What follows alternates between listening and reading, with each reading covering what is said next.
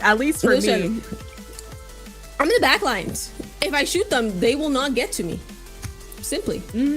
But these are actually some very strong teams that are vying for these spots. So I think that sometimes easier said than done when you have someone so slippery like a Trayshawn or a Zeke that puts in that work to try and get them down. But we'll see Healthy Diet food groups try to at least make that happen. We have Ziff, Blofer, Eevee, and Stans here. Gonna definitely be excited to see a possible Bamboo coming out of Flop.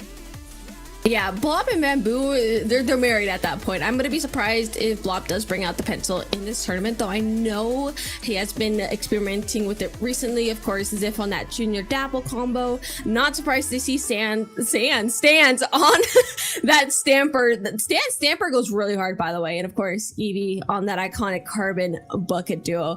Only one X power there, and that is going to be Eevee's at 2,900. Healthy Diet Food Group also has been playing around in the NA League, so happy to see him here today. Yeah, definitely. Actually, we're seeing a lot of, I think, NA League regulars luckily able to punch in for this qualifier today.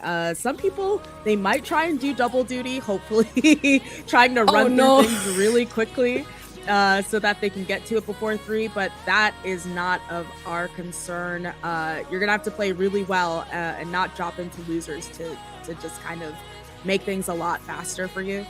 So, yeah, I think Healthy Diet food groups, they've been working hard just like Swarm all over the scene lately. And I think particularly, obviously, looking at this loadout, they're well known for having a kind of unconventional comp. But I'm especially excited to see the Stans versus Zeke possible Stamper showdown.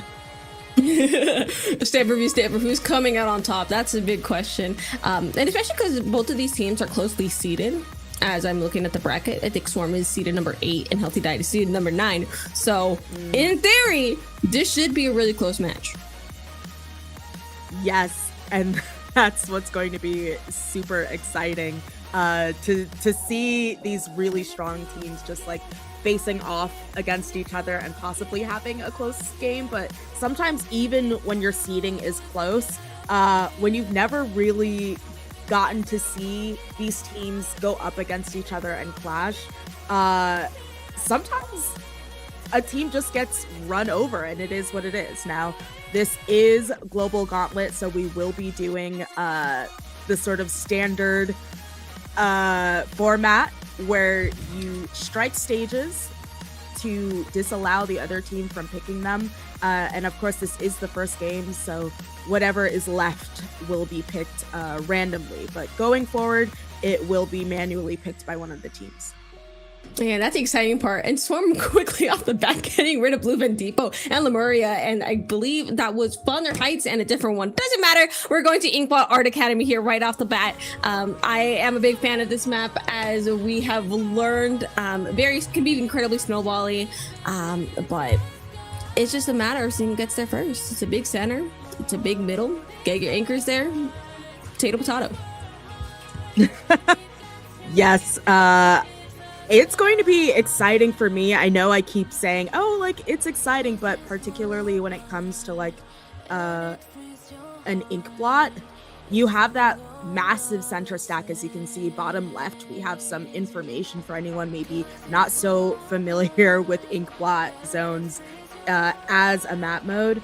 But that large center stack, I think, makes it a little bit harder for those chargers. But if you're able to really dominate, like you said, Fufu, and get to that center stack, now the whole enemy plat is open pickings for you. So it's really going to be a power struggle to see who can take that center stack and start really dominating the opposing team. Yeah, that's just what makes it all the more exciting. Just waiting for these teams to get themselves in there and ready. Again, as a Charger player, I love the center. It's like you said, it's very risky, and if you could dominate that spot, you're living your best life. Like, my favorite spot is there. Let me do you one further. If you can get on those little blocks, not that block, get out of here. That little block that's right in front of the center, that little like almost wooden one that looks like from that angle.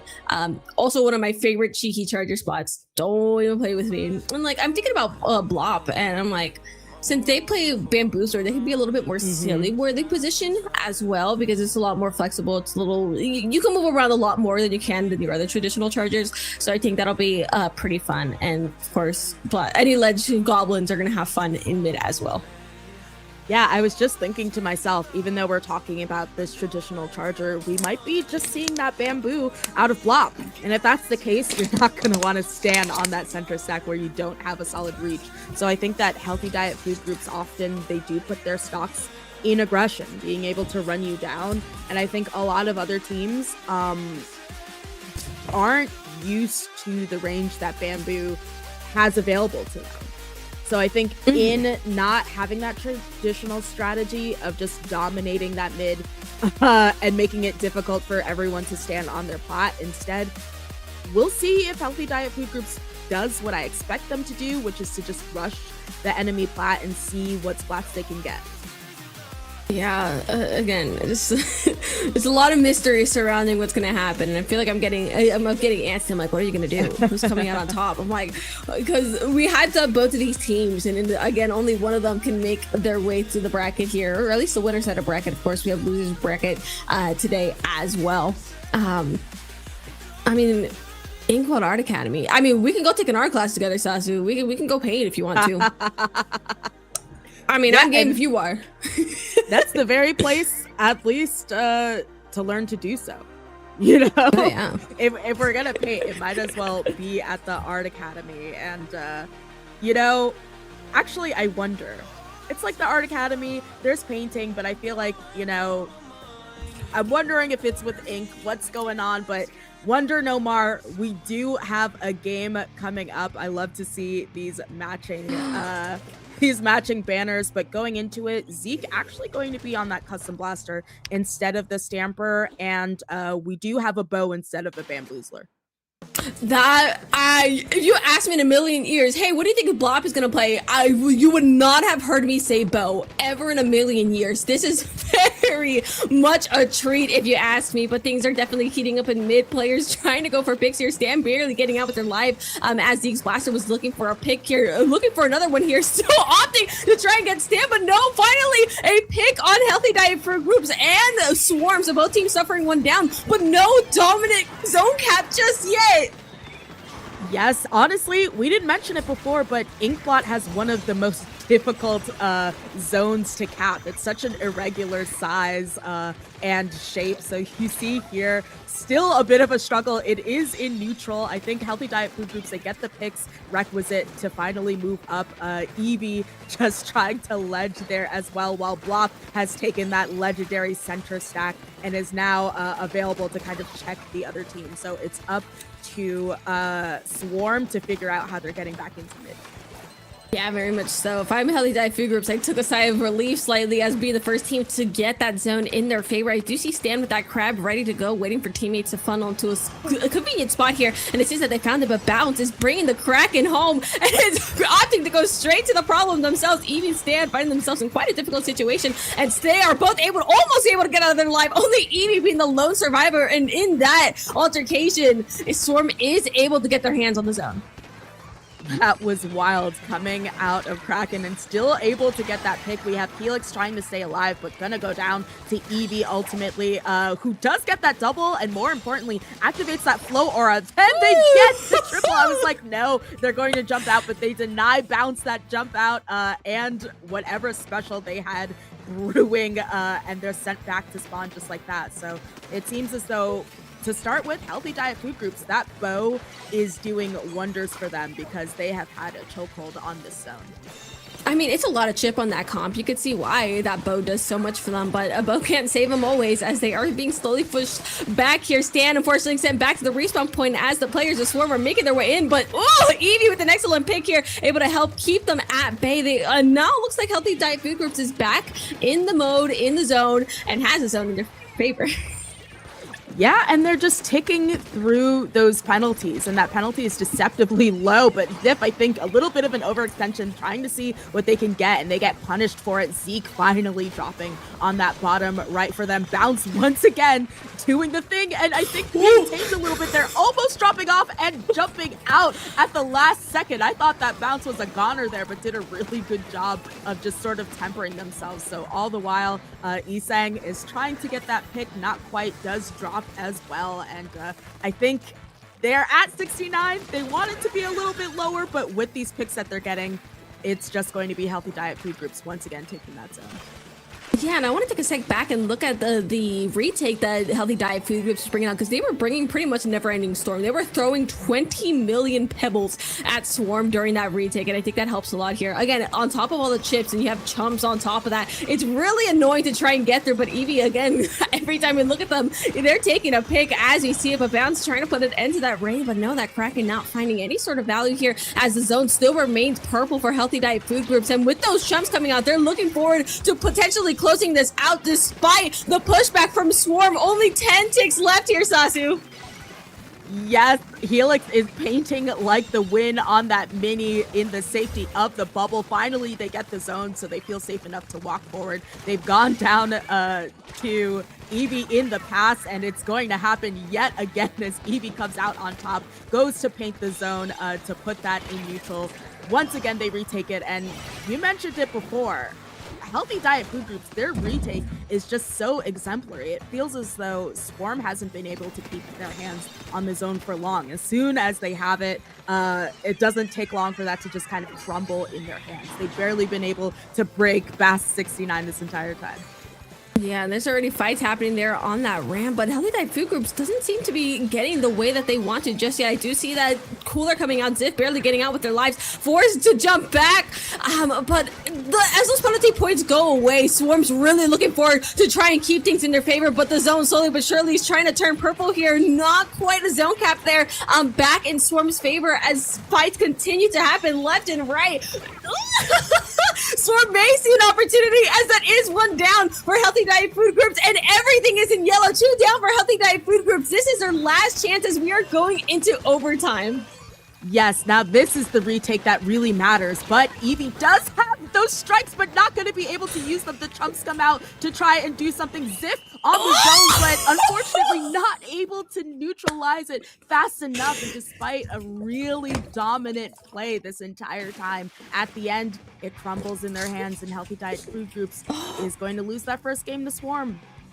Yeah, just an excellent hold there from Swarm. I almost feel bad for Healthy Diet there because genuinely that was frames away from being their neutral. Like, it was right there. Like, you saw the number turn before the whistle blew. That was crazy. Yeah, like, honestly, I was worried for Swarm starting off throughout this entire set, but they held it through right when it was most necessary. And that's how it goes. You know, what you really need to do, as much as we don't like turf, zones is kind of like a variant in turf in that at the last few seconds, who has the zone and for how long, because you can just be beat on the entire time, but as long as you're just able to eke it out at the end, it is going to be yours. So Swarm did a really good job weathering that storm. There were several times where Healthy Diet Food Groups could have just knocked out, ended the game, and they bought themselves the time that they needed to eventually overtake them. So really well done for Swarm. And look, I'm thinking back to what you said about Turf War, and no matter what game mode, no matter what game you're playing, the last 30 seconds of the game matter most, whether you knock out or not. It's those last 30 seconds that mean the most. Truly, and we do have a look at the KDs, at least internally. Eevee with a 17-4. We saw Eevee doing a really good job during the duration of that game. Got a lot of picks on Helix as well, so not so surprising. But in the meantime, those strikes and bans have gone out. You have Hagglefish and Mahi Mahi. These are actually really interesting choices out of Swarm. Those are pretty classic zones, especially for the West choices. So it is going to end up being Museum del Alfonsino, that Ooh. Healthy Diet Food Groups, I think, selects. So another classic place, another center spinner that you have to worry about. So we'll see if they're kind of looking for a run back here with this pick. Yeah, and it's such a different environment compared to what Inkblot Art Academy. It's kind of like, it's like if you took Inkblot Art Academy and said, do you want an even worse middle? And suddenly you have your Museum del Alfonsino. You can have your Ledge Demons. You can have everything else that works on Inkblot, except for the fact that you just have a much bigger middle. It's a little bit more difficult to get past it as well. But again, Swarmer's coming up with one game under their belt, so I'm pretty sure they're going in a little bit more confident. Seeing that same comp there from Healthy Diet Food Groups, and I believe that is a kit change on the blaster, if I'm not mistaken, Sasu. No, it's not. Yeah, it is going. They're going to stick with that custom blaster instead. But you're talking about this terrible middle. Healthy Diet Food Groups, I'm sure if you've got a big nasty middle, they're gonna want to come in with that healthy diet and hopefully get some work done on that. So right off the top, it is going to be Swarm who takes it, however, but perhaps I'm not sure for how long, because there's just so much paint coming out of Healthy Diet Food Groups. Bounce once again getting a pick on this Kraken. They are trying to chase down Stan. They're going for it, but not going to get it. Now the time is to kind of protect themselves. They get the jump out that they needed, but all the while their team has lost the lead, so there's a bit of a power struggle in mid here. Yeah, power struggle indeed. It feels like there's no solid footing for either team at the moment right now, but Healthy Diet do suffer a 2 down here. Ziv just really trying to take an extra pick. We evened out that and is looking for possibly another pick while they're at it, but is going down to that pencil here. Isang doing a great job keeping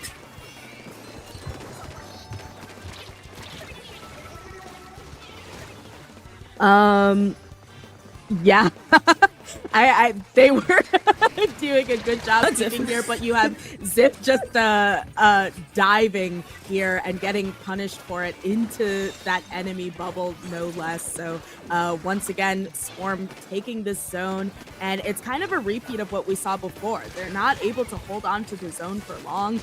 You see that Healthy Diet Food Groups is doing a good job of just ticking down their time, but we saw how the last game ended, so it's not over here yet, and Healthy Diet Food Groups has to make sure that they keep control long enough to win this game.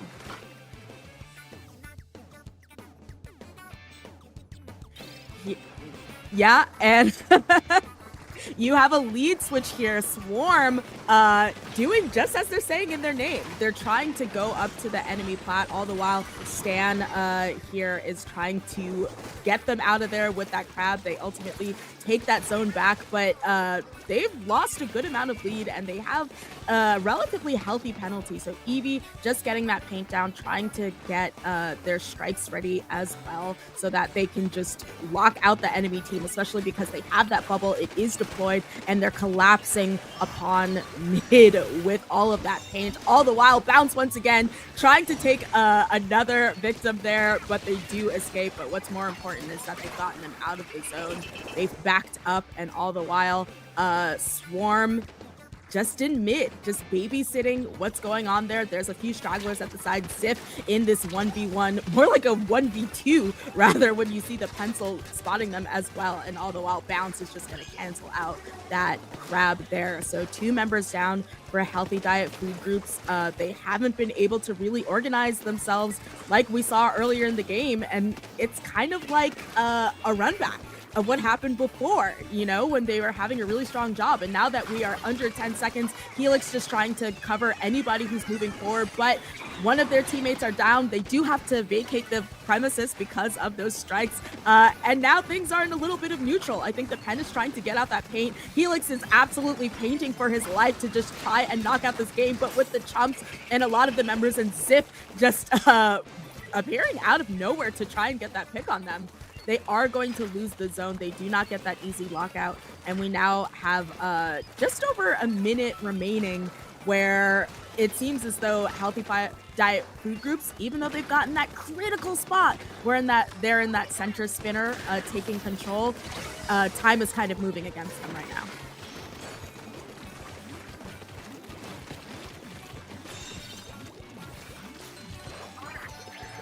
Yeah, Bounce though once again going to pop that Kraken. I feel like that's just so deadly. Ethang trying to position themselves, but they ultimately get pushed out by really good bow work there from Blorp. So everyone is just sort of painting around, trying to do what they can do. There's just 30 seconds left. So this is going to be one of the final pushes that Healthy Diet Food Groups has the ability to do. So Blop, rather, going to drop there. There's going to be an active Kraken as well. And they're going to have to fight really hard to keep it, but they don't. In these final seconds, they do lose the zone. So not only are they worried about keeping that zone, they now have to be worried about keeping it into overtime, essentially. So 2 of the members of Swarm are down. That Splashdown is going to come out, but ultimately Zeke gets canceled out. And you see, look at the aggression. Healthy Diet Food Groups moving on to the enemy plat while you have Blop on that center spinner, just holding it there. Eevee, really confident in their abilities, especially with how they did last game, is going to get out of there ultimately. We do have that wall up trying to box them out, so now they just have to keep this zone. The strikes come out. We have a pick here. Bounce trying to get yet another pick, but with displacing that person, they are able to get them away from the zone. Healthy Diet Food Groups cannot paint that center, and they lose once again to Swarm in the second game. Is such a tight victory for Swarm. Oh my goodness. Yeah. I was watching that. I was like, whoa. Don't worry about the canvas. Don't worry, I'm here. But no, that was so tight. Healthy Diet almost had it again. That is the second time that victory barely.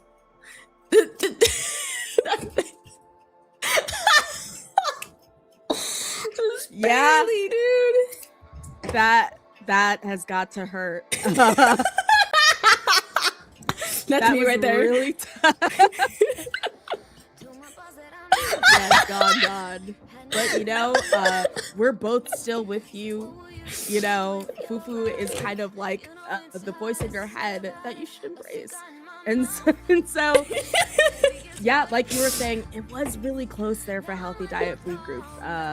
Like I was kind of saying during the match, it ended up being a sort of repeat of that first game where they were super close. They could have been able to maybe close it out if they were just like able to just push it to the finish line. But ultimately, I think that Swarm, again, I don't want to be that guy, like their namesake. A Swarm ultimately is a bunch of like smaller things in a group collapsing onto something. And I think that Swarm being able to stop them from running away from the game little by little makes a big push in the end, where they then have a push good enough to just win the game. So really worked out well for them.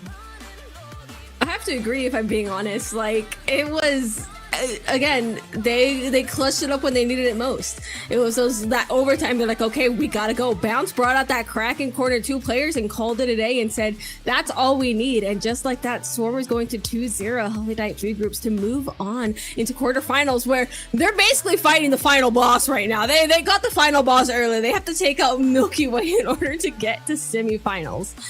So that's gonna be quite the adventure for them, if you ask me. That's going to be really difficult going up against those first seeds. Ultimately, what must be comforting is that they're going to want to win that, but because it's the top 4, they don't ultimately have to beat Milky Way at any point to qualify. They might be able to make it in there. But what we're going to be looking at right now, rather, is Polaris versus New Meta. On screen, you can see Polaris and their our 5th seed and their loadout. We have a Nautilus, a V-Slosh, a Pen, and a Splash out of J-Rod, Luis, essentially Captain Happy, and Sam. Yeah, again, pretty standard comps. I love seeing Nautiluses. I don't think you understand. Naut is like one of just those weapons, and I'm like, I'm a charger. You're one of my favorite things to play with. I think the information that you can get out of those sensors is phenomenal. Any charger player will love a Nautilus. I can tell you that much. Yeah, then I'm sure Captain Happy is happy for a reason to have that Nautilus that they're playing with. But we're going to get also into new meta. Isabel, Lucas, Storm, Homogeneous, and Landon there, who may not really be playing. We have Isabel, very well known for the Tetra play in particular, an absolute menace. Lucas on Brush, Storm often going to be on some sort of relatively short-ranged splatling there, rather mini, or we might see another Nautilus, and of course ending it off with Homogeneous on Gal. Gonna be curious to see if we do see that Gal, because I feel like Vac Gal has been kind of spotty with whether we see it on zones or not. I think it depends on the region and the players, so definitely super excited when I see that. Yeah, I will say, Home is not playing. Landon's actually playing, and so we're having a literal mystery player coming in and curious on what their loadout is. But it looks like the game is starting to start pretty quick here, as we're going to Undertow Spillway Zones. Quite the map to start on, if you ask me.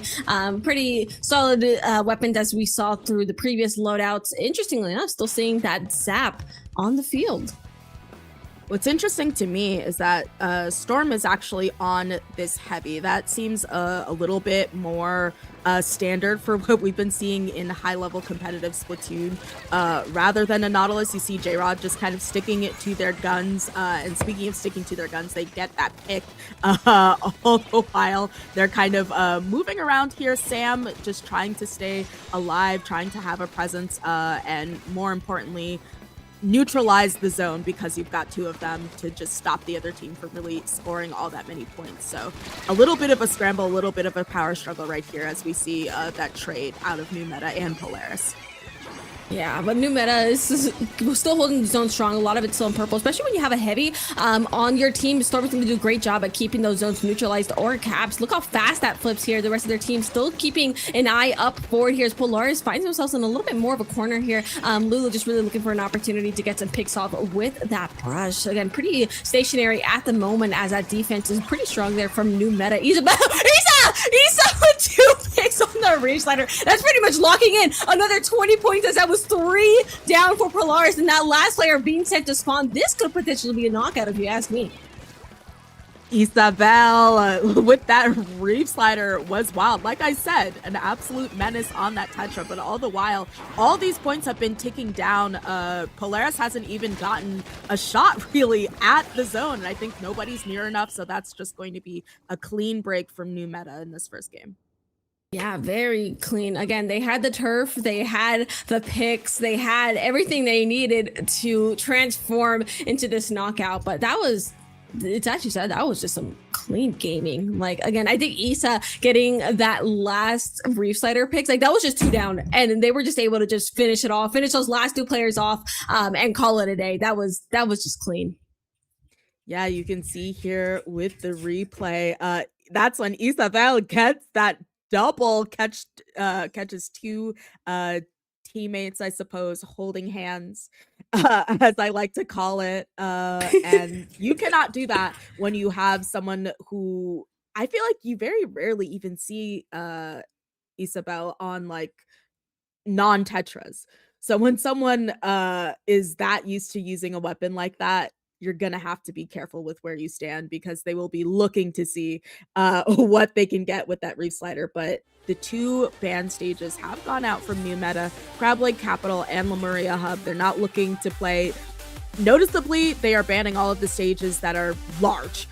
Urchin Underpass, Wahoo World, Crab Lake, Lemuria, they want nothing to do with these absolutely massive places. So now it's up to Polaris to pick the stage. It is going to be Robo Ramen. Again, this is that mayhem map. I think those flank routes are going to be great, especially if you want some sneaky Reef Sliders to come in. So I think this also benefits a new meta, if you ask me. But again, pretty good choice. You have that solid mid, so pretty much everyone gets a taste of it. It's like if there's a giant pizza, there's a slice for everyone. That's what Robo Ramen feels like to me. A pizza of all things. Yeah, at Robo Ramen. It's funny, I was just thinking that as well. This is perhaps a pick for comfortability, because I know that even though there's not necessarily an auto cap like they used to be before the nerf on Reef Slider, it's still a pretty strong special here. Being able to Reef Slide even past zone into the enemy elbow can be really difficult because that's where a lot of your teammates like to stand. So new meta is certainly probably not upset at a pick like this either. I think this might be kind of an even playing field rather than a counter pick, if you will. Yeah, I would have to agree. Again, my eyes are going to, of course, be on new meta just because of how fast they were able to secure the last game. I'm hoping to see some of that speedy action all over again going into this map. Also, look how cute that jellyfish is. That needs to be pointed out. Totally important to the game. But no, yeah, I think if we can continue with those speedy openings, speedy defenses, and just get those picks where it's necessary, this could be another quick closeout. But I also feel like Robo Ramen is a lot more rehearsed for a lot more teams. We play on it a lot more in comparison to Undertow, at least in my opinion. So I think this could be more even as well. So we got a couple options for how this match can go. Yeah, I mean, I'm inclined to agree. I think that there is just more familiarity with the Robo Ramen probably. But what's not familiar is a Hydra. Usually you're not going to see a Hydra in competitive play. You have Storm switching to that. Isabel instead switching over to the Dapples as well. And so we'll see how that works out for them. But so far, 2 of their members are down. And right now, I don't know, having that Hydra over that Heavy is going to put them at a major speed deficit. And having Sam popping this this crab in their elbow, putting on all this pressure is going to be super difficult there for new meta. This is a difficult start, especially because Lulu tried to get away with that flank, but Sam said no, and checked it immediately. Yeah, Polaris is doing a great job, or was doing a great job, keeping things steady as new meta. Isabel already in the backline taking Sam out, and new meta is able to see that zone in their favor again, as they are just trying to take out the remaining players that are in their base, looking to move forward here in just a second. Nisa here for another splat, and Reese gets taken out in the middle of the air. If that tells you anything for how fast Dapples does take players out, that'll tell you that for sure. Yes, but all the while, that Crab is not able to really chip out Storm sufficiently, but it does get the members of New Meta to just kind of back up. It gives them back the zone. Isabel, 3 members down from New Meta. It's just the Zap who's going to want to play safe, no doubt, to make sure that they can get that cooler. So we're in the position again where Polaris just has the elbow with a sort of iron fist, but with J-Rod going down, I think both Splatlings going down rather, things are a little bit more level, and we'll see if New Meta is able to break in properly. Yeah, and there's that calling card of a Reef Slider. That's one pick, but Isabella does not go down without taking someone with them, but damage is still done. There are players that are looking to take the zone in center. Storm just doing what Hydra things do, keeping that paint up in center, is able to get that zone held for the rest of their team. Players do go down on each side, but again, just waiting to see some major moves from Polaris as they are just waiting for an opportunity to take that zone for themselves, and that opportunity has arisen, but it's not going to be very steady. The rest of the players in New Meta opting to move forward. I do see that Reef Slider. The Reef Slider looking for a pick, takes one. Isabella gets sent back to the spawn already. Okay, we can take this. We can work with this. Isabel has been doing so well with those Reef Sliders. I think ultimately New Meta just kind of waits for things to open up for them to move forward. But that Crab going to be threatened by Lulu on that brush and on that Ultra Stamp. They do chuck it, don't quite get anything from it, but what they do allow is for their teammates to move forward, I think with the amount of stress that they put on the opposing team. So Isabel just painting around, making sure that they secure that, trying to catch people holding hands on that elbow. Ooh. They don't quite do that, but those people drop, and then Isabel just cleans it up, essentially. Tries to go for that triple, but in going down, that means 3 of the members of New Meta are down. It is once again just the Zap, and that's going to give the zone right back to Polaris where it was before. So a little bit more of a scramble this time around from New Meta, unfortunately.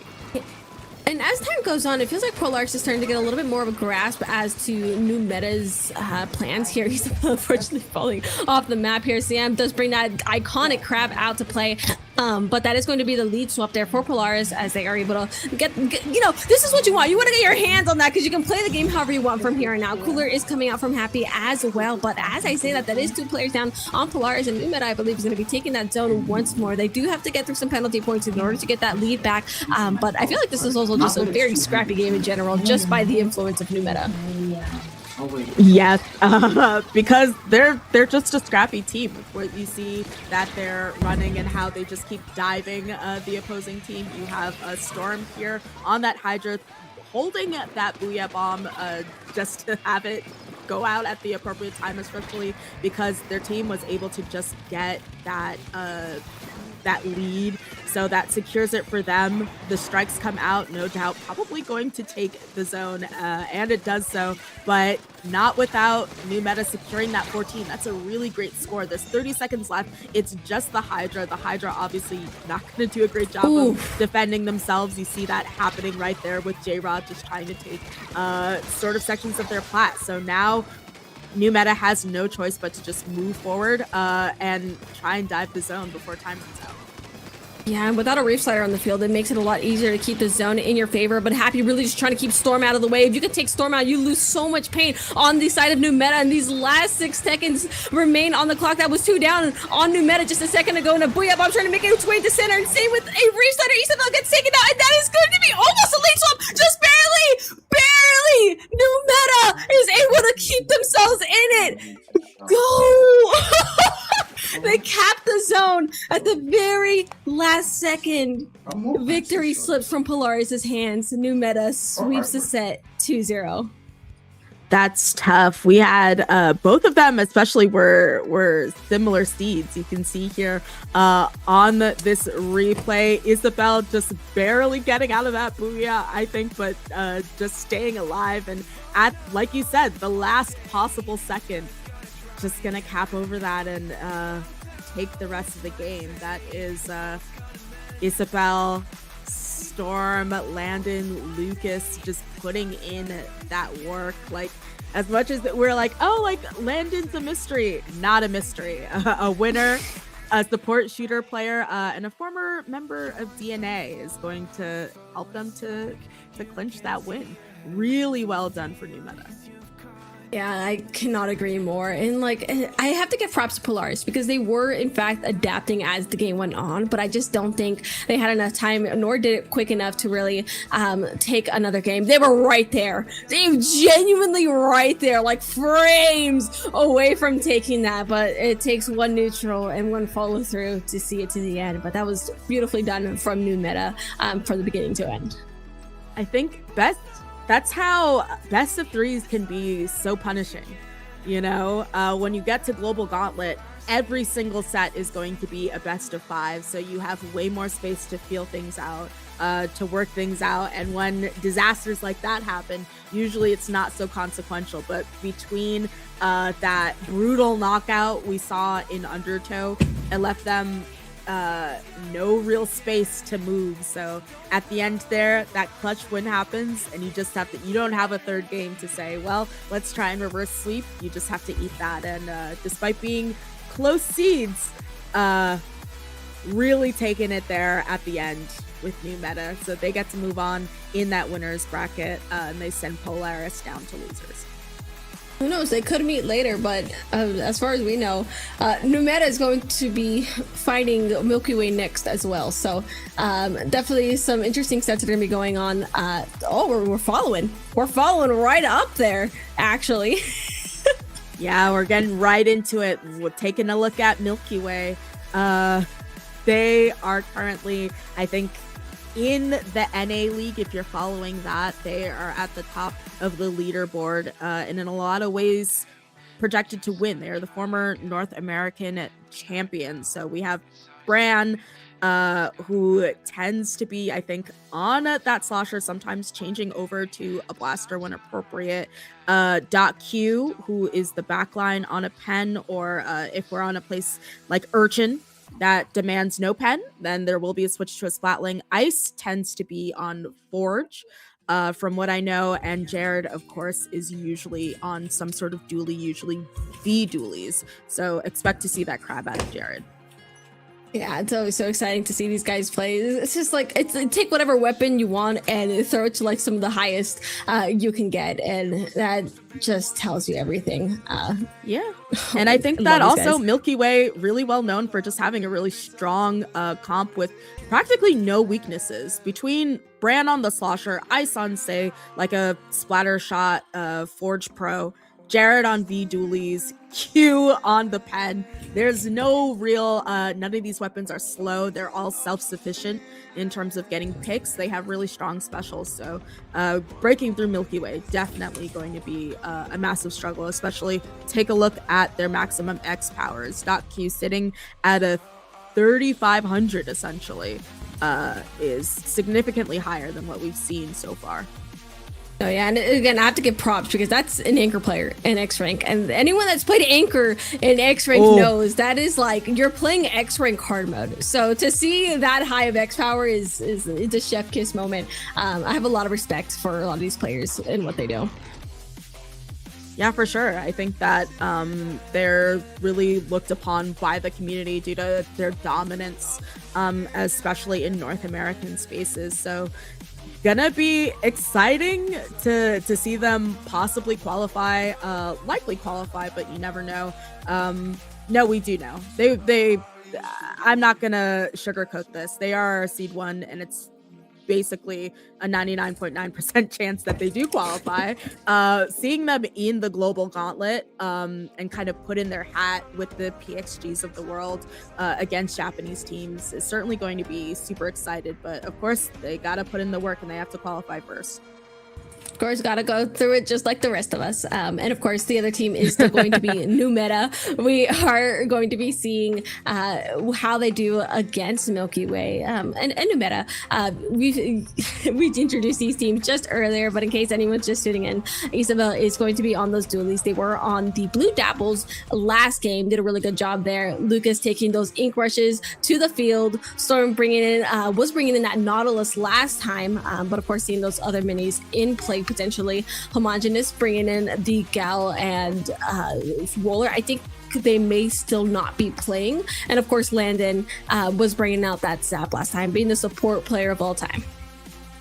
Yes, Landon, like we said, being, if you just joined us, it's a former player of DNA and is new for this pickup of the team, hence, maybe the lack of information on the screen.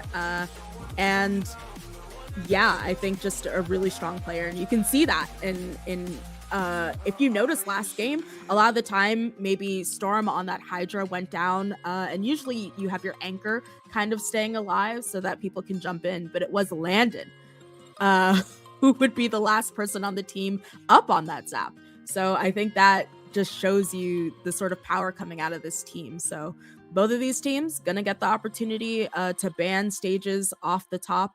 I think new meta, Milky Way, interestingly enough, banning Mako Mart and Museum de Alfonsino. These are both Museum maybe less so, but Mako Mart certainly a staple. Perhaps it's because they only have Bran on that AoE, and they're only.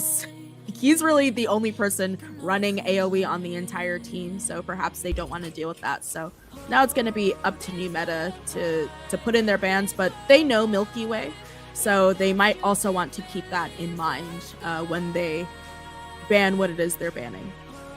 Oh, absolutely. We got some thinkers here on new metas. They're still trying to figure out what their ban stages are going to be. I'm not going to lie, Zasu, I am mourning the fact that we do not have Macomart.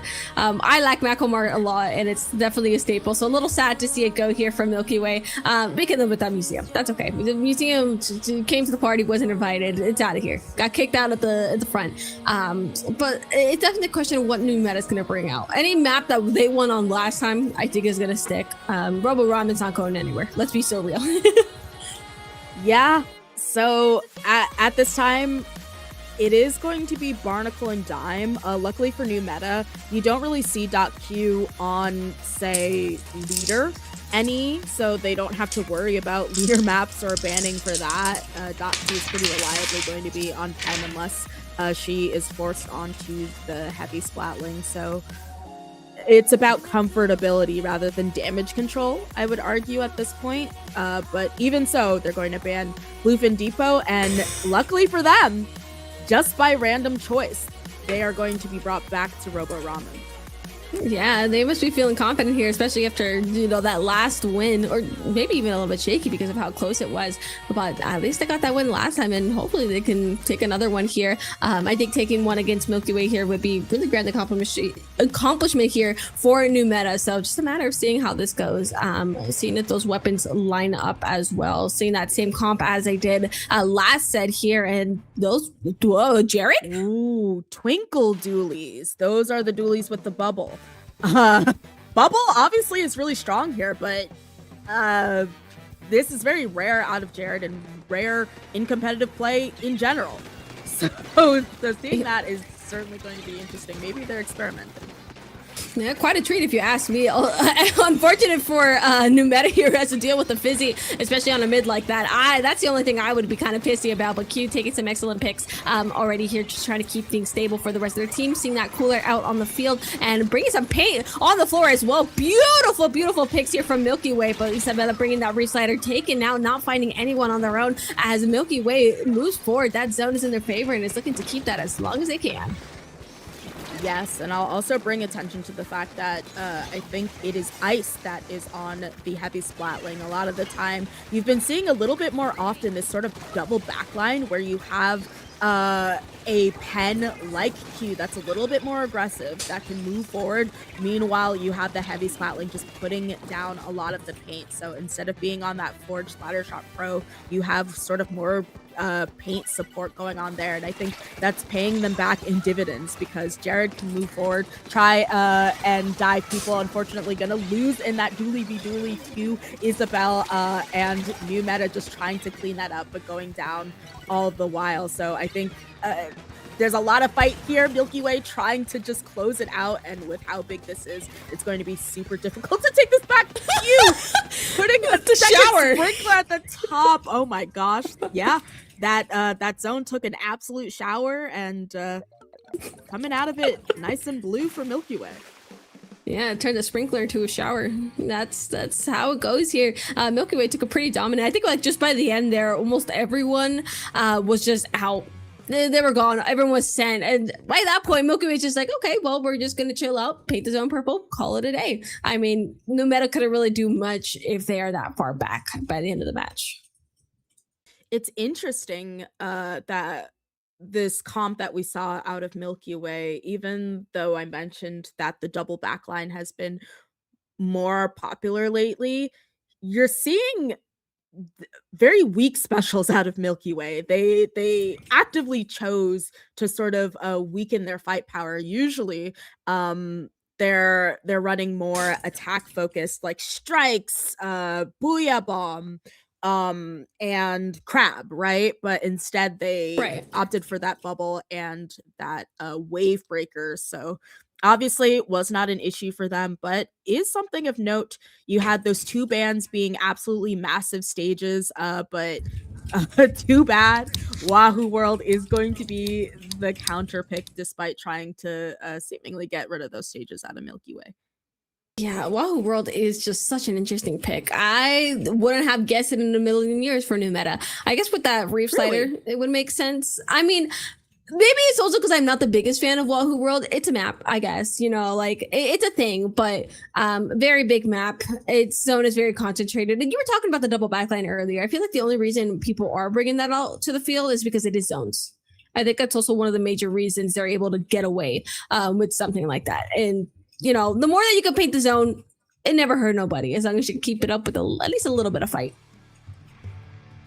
Yeah, I think that new meta actually has a particular affinity, if I'm not mistaken, for Wahoo World. I recall them playing here before, and I'm gonna have to double check on it, but I think I've actually seen them play Milky Way. No, before on Wahoo World. I think they might have gotten an upset, a win before on Wahoo World, so that might be where the pick is coming from.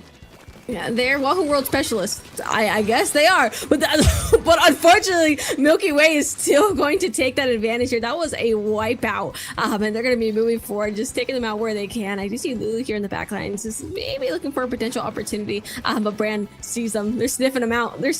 But Brand is going to get question mark. There we go. Going to get not taken out by a hammer. Excuse me. Yeah, you know, it is what it is. And in the meantime, I think that new meta is showing why they really like this. They've been able to break in, Storm kind of holding on to that left while Isabel just checks that right. And this place is huge also. So Milky Way gonna take a while to get back into mid. I think just by how long it takes alone, they might be able to trade sort of the lead there. The strikes stall it out a little bit, but at the end, they don't necessarily cover. So I think new meta playing a little bit careful to make sure that they can hold on to this zone long term. Yeah, and Brand unfortunately getting sniffed out while trying to flank here. If Milky Way find themselves in quite a tricky situation, though around 30 points left here for new meta, but Ice does see themselves in near zone. Just trying to take out Isabella here on the flank. They potentially get an opportunity to get in there, but gets taken out, so that's a lot of pain out of the way for Milky Way. And Jared just really trying to clean things up, just trying to take those picks so the rest of their team can capitalize and get some pain on the zone, and Ice does just that here. Ice, Jared, and Brand here on the zone, and looking to take Storm back home there, as they do have quite an uphill battle to take care of. They got there in the beginning of the game. They can get there again, but it's just a matter of holding the zone nice and steady, and you can see them already trying to take as much space as they can.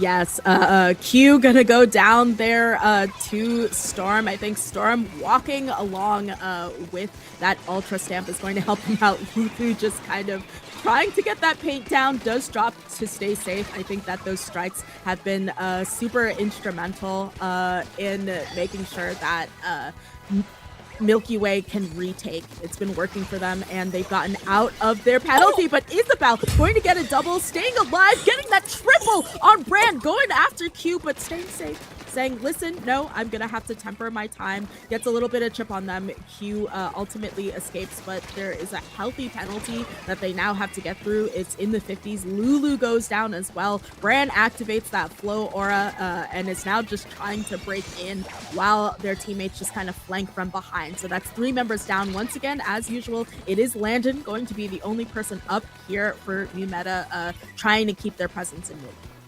And I love the back and forth between both of these teams. I feel like each team is making significant use of flanks, and despite them looking for them potentially, they still get turned around by the same things. And it's really interesting because they're playing the same games. It's just a matter of who's going to play the game better right now. It's a beautiful picks from new meta. It seems like they're winning this momentary fight right now. Isabel taking another pick for the rest of their team, and Ice is alone. Oh no, they got the beacon up. They got the beacon named Ice right now. 2 down on each team. It's a fight for the zone. It's just a matter of who's bringing more pain to the field. Right now it's shifting towards Milky Way. They are able to keep that zone in their favor, and out of penalty point as well. They're gonna hunger for this lead in just a second if they can get it. Oh my gosh, you have Isabel getting that pick on Ice. 2 members down there from Milky Way, and they trade out, but ultimately very unfortunate for them because they're going to have to get through quite a few penalty points to take this lead back, but it helps them that this place is huge. So Milky Way gonna have to take some time, burn some time just to get back in, but all the while you see 3 people in one go going down. So it's just Landon, and Landon ultimately gets sort of picked off as well. So just how the turns have tabled, because it seems as though Milky Way is basically in the same situation that new meta just had them in, and Jared just trying to get some bullying in here in the enemy spawn. Someone call the principal, because that was so mean. Look how far up Jared was. New meta is able to see past that though and get themselves into center, but it seemed a little bit rough here as players are low on health. Bringing that Reef Slider in from Isabella, almost capping the zone, not quite enough. They do cap the zone, just barely, but at the cost of the rest of their team. It is just Lulu in center, and Q promptly takes him out. That zone turns purple. Now, if you ask me, Sasu, that's not enough time, and no way are they able to get that zone yellow in time. That is game for Milky Way as they take the second game of the set. That is match point. Yeah, wow, because when Isabel got that double, I was thinking, oh, there may be hope yet, but I think they really needed sort of follow-up from the rest of the team. It didn't come in, so that's just a straight sweep for them. I was thinking before, I think I mentioned, oh, they've gone up against each other. That's my apologies. Splat World Series last time around, it was Frutella that Milky Way went up against, and I believe had an upset and lost, but no upset this time around. Milky Way just really tempered on such an odd sort of pick here, and get in the win really methodically. I would have to agree. And honestly, I'm going to give props to New Meta because they pushed Milky Way as far as they did. I mean, that was like 10 points. That was just, they pushed them to the very brink of the points that they could here. And again, Ball Who World was in fact one of their most played maps. And it showed why. That, I mean, the score speaks for itself, and despite Milky Way still getting that win, the New Meta was close. That was close. That could have been theirs with a little bit more pushing. But now Milky Way is going to be choosing the next 2 banned stages, and New Meta will be picking what map comes next. Yes, we will see what it is for them. Urchin Underpass, actually a little bit surprised that wasn't banned earlier.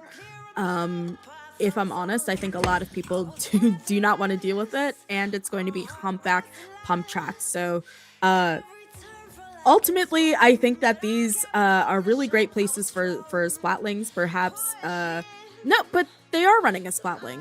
Ice is on Splatling this time around, so perhaps. Sometimes I just wish I could get into the brain of these players if I could ask them, why are we banning what we're banning? Because sometimes Fufu, I've gotten the opportunity to talk to some of the players afterwards, particularly my buddy Thunder, and sometimes it's just like, we're kind of whatever, we don't care, so we just pick whatever. So I'm here pontificating about why Humpback Pump Track, you know? Mango Mart. And there's no particular reason, but we have... You can hear it out of Fufu. This is a choice of all time in Flounder Heights. I would argue... I'm not arguing. I'm saying this is the Zones map with the hardest retake in the entire game. You know what could be happening? They could be looking to potentially take it in one go. That could be the strat here on Flounder Heights. This could be the new meta, as New Meta says, because they could go for a very aggressive first push and just opt to hold it. And no matter what team you are, it's in the stats. This retake is an uphill battle, literally. Genuinely. It's, as you can see there, it's extremely vertical. There's a lot of height going on here, but ultimately, yeah, if you're going to a Flounder Heights, you're sort of playing for keeps, because you're under threat of just not being able to break in really again, especially if you have a well positioned backline that can just beam you anywhere you are as you approach. You're not gonna want to be knocked out, especially wiped here. Once you wipe, you're putting yourself in a really precarious situation, and the amount of time it takes you to get back into mid may just tick down all your time. So we have some shifts here. An end try on either side. Actually not so surprising on a place like Flounder. End try really thrives here. And we have Brand switching over to that custom blaster, and Jared back in his home, back in his body on those V dualies, and going down quite promptly too. Yeah, and it's going to be New Meta who gets these first advantages. Isabel cleaning up that second pick. That's one down on the side of New Meta as well. Brand cleaning up those numbers as well. Back and forth picks and splats on both sides. It's just a matter of who's coming out on top right now. New Meta does have that player disadvantage, but still keeping themselves in the middle. I do see Jared. We do see a little bit of a sneak here from Jared in the backline, just trying to pick that attention away from center for New Meta, and it seems to be working as Brand is able to get themselves in a good position, looking for 2 picks and still has their life, Sasu. Yes, it's just Storm who is going to be up here just trying to stay alive for their team. They go up that side, but already you have Milky Way essentially waiting for them in their gardens. So Jared just gonna pick up a sip as they continue to dive the other team. And I think that this is a lot more firepower than we've been seeing in the prior games. They have aggressive specials in this crab from Jared. And I think also the, what is it? The splashdown out of Brand. So you don't get away with just kind of fighting someone and winning the game up against something like a bubble or a wave breaker anymore. You're gonna have to really put in the work, and you can see that's why New Meta is working so hard. No, Sasu, I think we missed it for a second right there, but the zone did flip in New Meta's favor for a second. There were some sneaky plays from Lulu that brought those penalty points for Milky Way, so New Meta does get to keep themselves in the game a little bit longer and stopping that pretty much dominant knockout. But as Milky Way shifts their attention back to center, they are going to be losing 2 players, giving New Meta finally an opportunity, or thought to be an opportunity right here, but both their players that are sneaking forward are going down. They do have the zone in their favor thanks to Storm, but it's Storm against the world right now. It's just Storm against the world. Yeah, and Storm really needs a pick here, but ultimately goes down. And I was just thinking that because, like, you cannot wipe here. You have to have some sort of presence because starting from scratch just takes so much time and it's so difficult. So Jared just watching that left, I think, knowing somebody perhaps tried to flank. So Q going to back up here. Ice just sloshing off the side with this tri-slosher to keep everybody away, and I think they're doing a pretty sufficient job. New Meta is just kind of feeding, staggering a little bit, but that's kind of par for the course on a place like Flounder Heights. Yeah, right now. And New Meta finds themselves in that one position they really don't want to be in, just kind of desperate to get themselves out of that spot. That uphill battle is genuinely so difficult. They do have a weapon to get in there a little bit faster, but that is 2 down on their side as well. And Milky Way is out of penalty points, 20 ticks left, and they could very well just end it just as fast. They're desperate to get the qualification here as quick as possible, as New Meta is just fighting to keep themselves in it. 10 ticks left here. And if you ask me, Sasu, there's no way out. There's no way out. That's it. Milky Way gets the qualification just like that. Yeah, New Meta really putting all their eggs in this basket, but you can't count them because this is what happens. They unfortunately go down to the losers bracket, so they're gonna have to kind of fight for qualification the hard way. They still have a ways to go, but yeah, that's congratulations to Milky Way, because I think they just really snatched it there in the 3-0. The fork was found in the kitchen. I mean, like I said, disasters happen, and I will give space to that, but we knew that Milky Way, they're the first seeds for a reason. They were just gonna sort of run through this. I'm assuming they haven't dropped a game yet. So they just kind of get to cruise into qualification. And I think rightfully so. A lot of people will be very excited to see them face off against Japanese teams with the Global Gauntlet, but we're just going to keep marching forward into our next game, starting with one of the teams, Rinascita. Yeah, going straight into that. Rinascita? Rinascita? Yeah, Rinascita. Rinascita? I think. So pretty familiar players if you ask me though. I mean, when you have Volti on there on that carbon, you got Yeti, if you can help me out there in a second. Yoshell on those chargers. Come on. Yoshell and Ely, they're like this. I wish you guys could see me with like the little finger crossing. And Phoenix on that Gal Blaster combo. But again, pretty solid weapons if you ask me. I love to see it. Yeah, I think that interestingly enough, Volti and Yoshell were on, I think, Azure last time around. They were playing on a different Global Gauntlet team. So they've switched it up a little bit in this case. And as you know, They went 2-3 against Utopia Azure, that is, Volti and Yoshel's other team, and they went 1-3 against Ism Rhythm. So really strong players that are looking once again to go the distance in Global Gauntlet and sort of get their lick back there. Yeah, I would have to agree. And I can fill in the blank with Yeti now. Yeti does play Zap and Splash-O-Matic. So those are the two weapons that we're kind of working in here. We are still missing those X powers from both Yeti and Yoshel, but pretty solid X powers if you ask me. And fun fact, their team is from the place in Wuthering Waves. We got some Woo-Wow players in here. It's Rinascita. So he did say it right. Yeah, I was like, I know it's like Rinascita, but I'm like, I feel like I should put a little like Latin stank on it, Latin stank. Listen, that's what I'm here for. You can ask a Mexican for that, by the way. That's why I was just like, listen, I speak a good amount of sad. Being like Rinascita, I'm like Rinascita, wow. Rinascita, honey.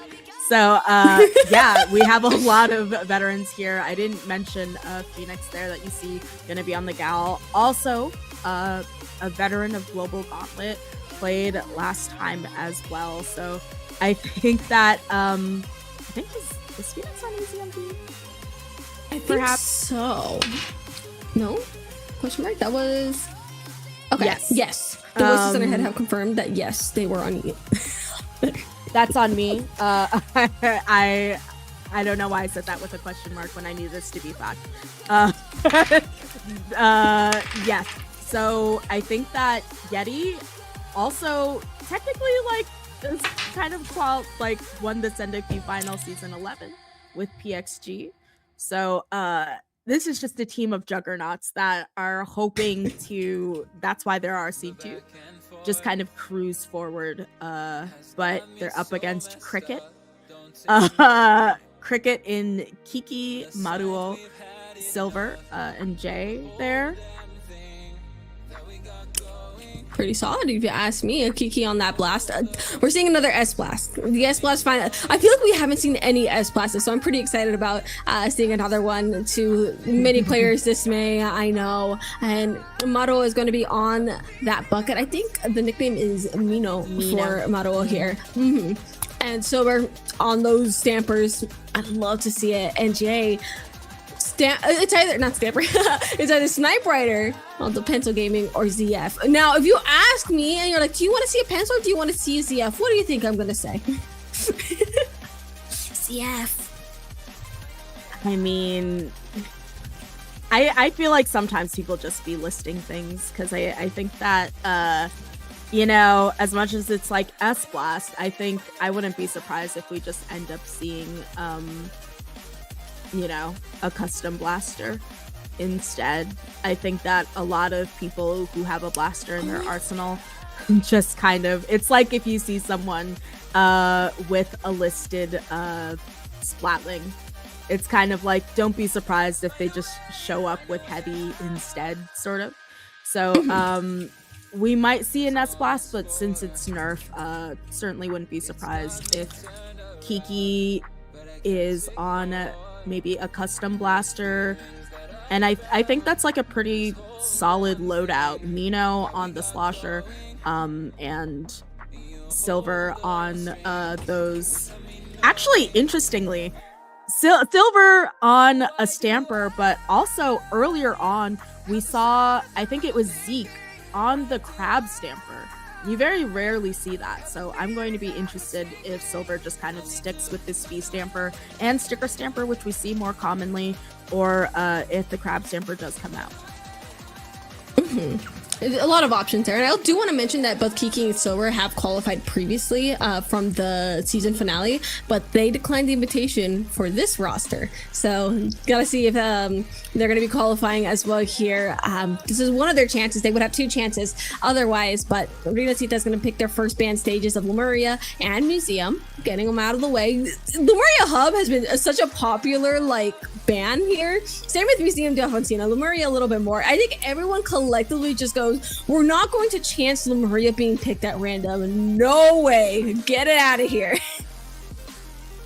Yeah, just to be safe, because I remember last Global Gauntlet, everyone was banning Urchin immediately. And the one time it was not banned off rip, the one time neither team banned it, it was picked in random. So you have to sort of not just counter what what the other team might pick, but you have to counter up against this random in the first game. So Flounder Hides and Urchin Underpass going to be banned, and that brings us very randomly to Mako Mart, which is a pretty good scenario, I think, for both of these teams. Absolutely, I love me some Mako. This again, another one of those E for Everyone maps. Excuse me. You have the AOE, you have the solid ground. Also got some updated information. This is actually a little bit of a grudge match because Phoenix is on Rinascita, which they qualified together in Easy MD. So you have kind of like the split roster trying to see who's going to qualify here. I think it's Phoenix on Rinascita, and then of course Kiki Sober on the side of the Cricket. So that's gonna be quite the match. I feel like both of them is kind of just a fight of like, we have to qualify. We gotta make this count like right now. Yeah, the fact that you have to, for some of these players, essentially re-qualify due to a roster change, maybe a little bit frustrating, but also like there's only so many slots. So right. The fact that there's people who are like, well, technically we could have qualified, but we're not trying to necessarily play on that roster.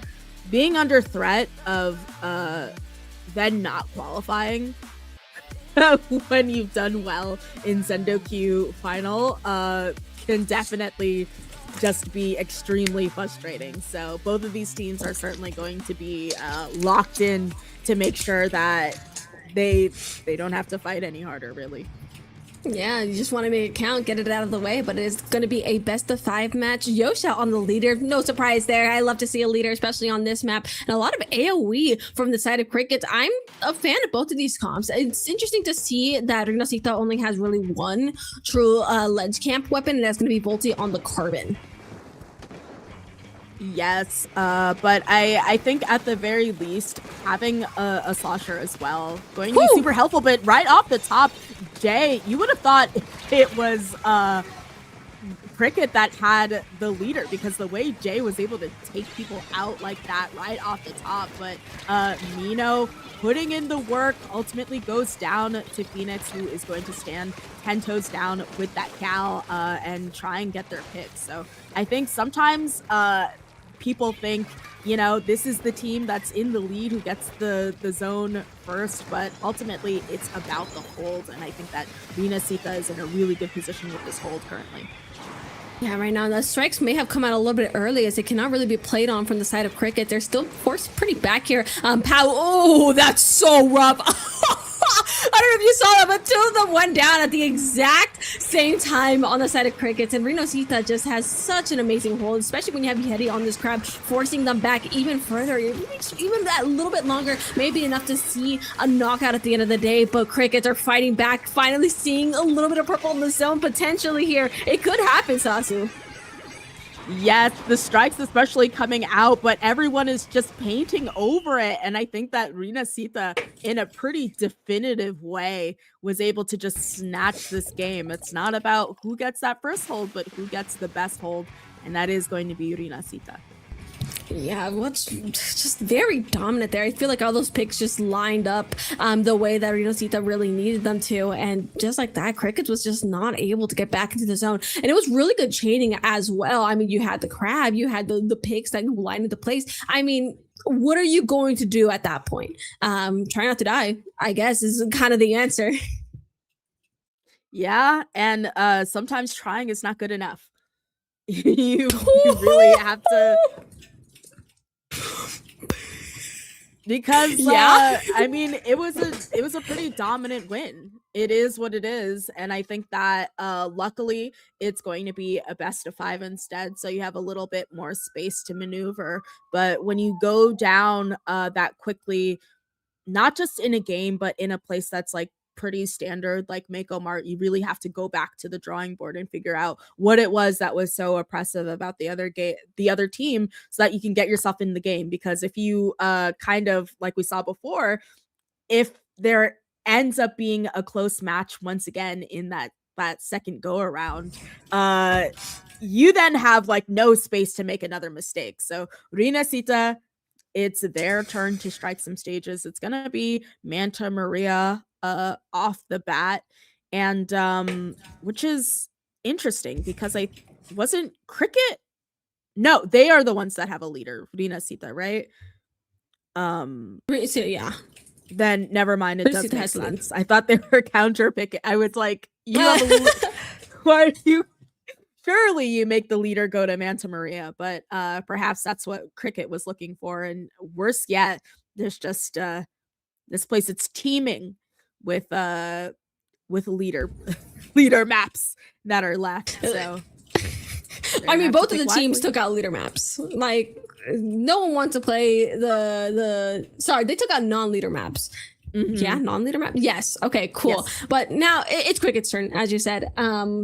It could be anything.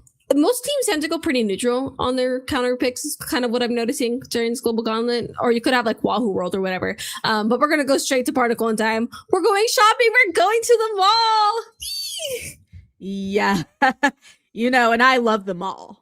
So I'm happy to be here to watch them play because I hate Barnacle and Dime zones. For me personally, this is a pretty standard place. Yes. Because I mentioned before that Flounder Heights probably has one of the worst retakes. I think Barnacle and Dime is in the running on those top more difficult to retake zones. If your team gets wiped, you have such a journey ahead of you to get back into mid, and all the while you have to take all those team fights in your plat, in your court, into mid.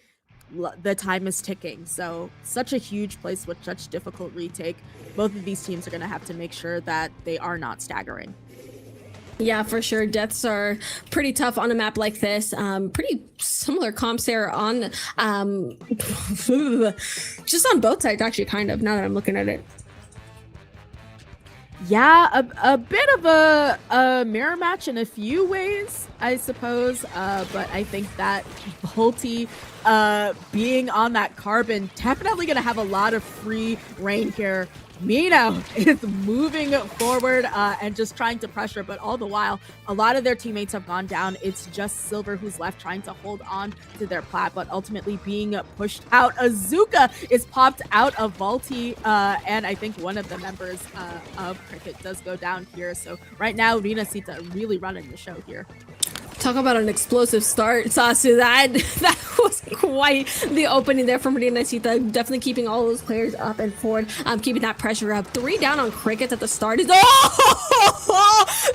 just salt in the wound. That's just salt in the wound. Picks coming out, and Yoshel bringing that aura. Pretty much a delayed wipe out there for Crickets. Yoshel taking 3 of 4 of those picks here in excellent positioning. That is the last thing you want on Crickets. You worked to qualify prior, but even now, it keeps slipping from your hands. And as there's 26 left on the board, Rinascita is looking to take this potential win. It's going to take quite the effort here from Crickets to get this in their favor. And as Volty tries to move forward, they're going to be taken down, and more blue enters the zone. It's still quite not enough. There's still a fight for it. And finally, Crickets is able to keep themselves in the game a little bit longer. Yes, and that is going to be huge because the fact that they're able to delay wipe Rinascita really puts them in a difficult position. But you see Volty just, I think, claims 2 people or claims 1 person. And I think the other person went down to something else. But Mino just trying to harass that crab forces them to ball up so that they're ineffective for a lot of it. And listen, I was questioned on why don't you like Barnacle and Dime, but look at all the time that's ticked while Rinascita has tried to break back into mid. We are now in the 30s up against that 10, and they're only now starting to get their plat.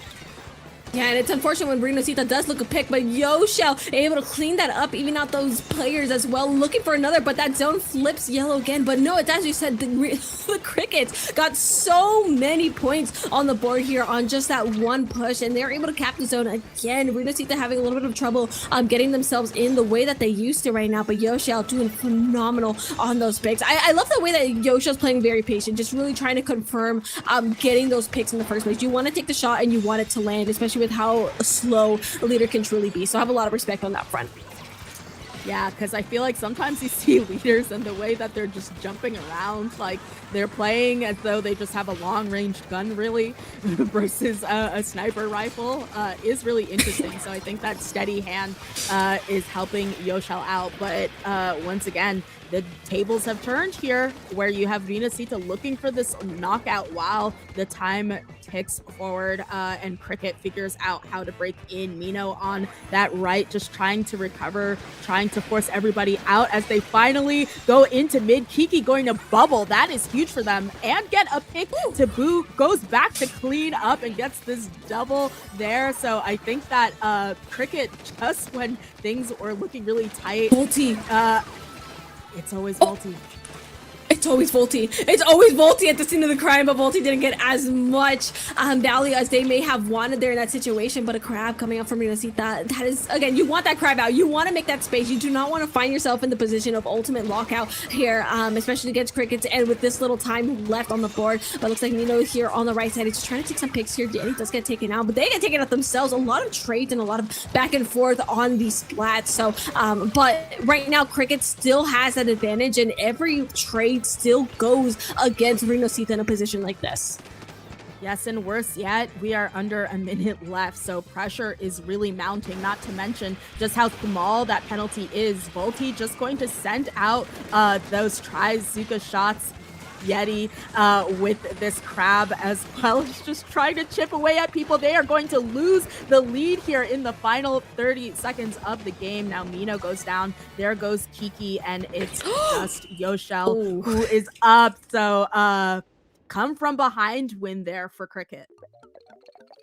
Beautiful, beautiful comeback, if you ask me. I was actually kind of nervous for the Crickets for like a little bit of this set. I was like, it was really down to the final wire. We had less than 20 points on both squads, but it just tells us that Cricket is still very well in the game and wants this qualification just as much, if not more. But Rinascita had some excellent picks, especially Yoshel. Yoshel was kind of crazy during this match, if you ask me. They got all those picks when they counted, but you know, in the grand scheme of things, despite all these picks, also it goes back to those last 30 seconds. Cricket just played those last 30 seconds of the game better.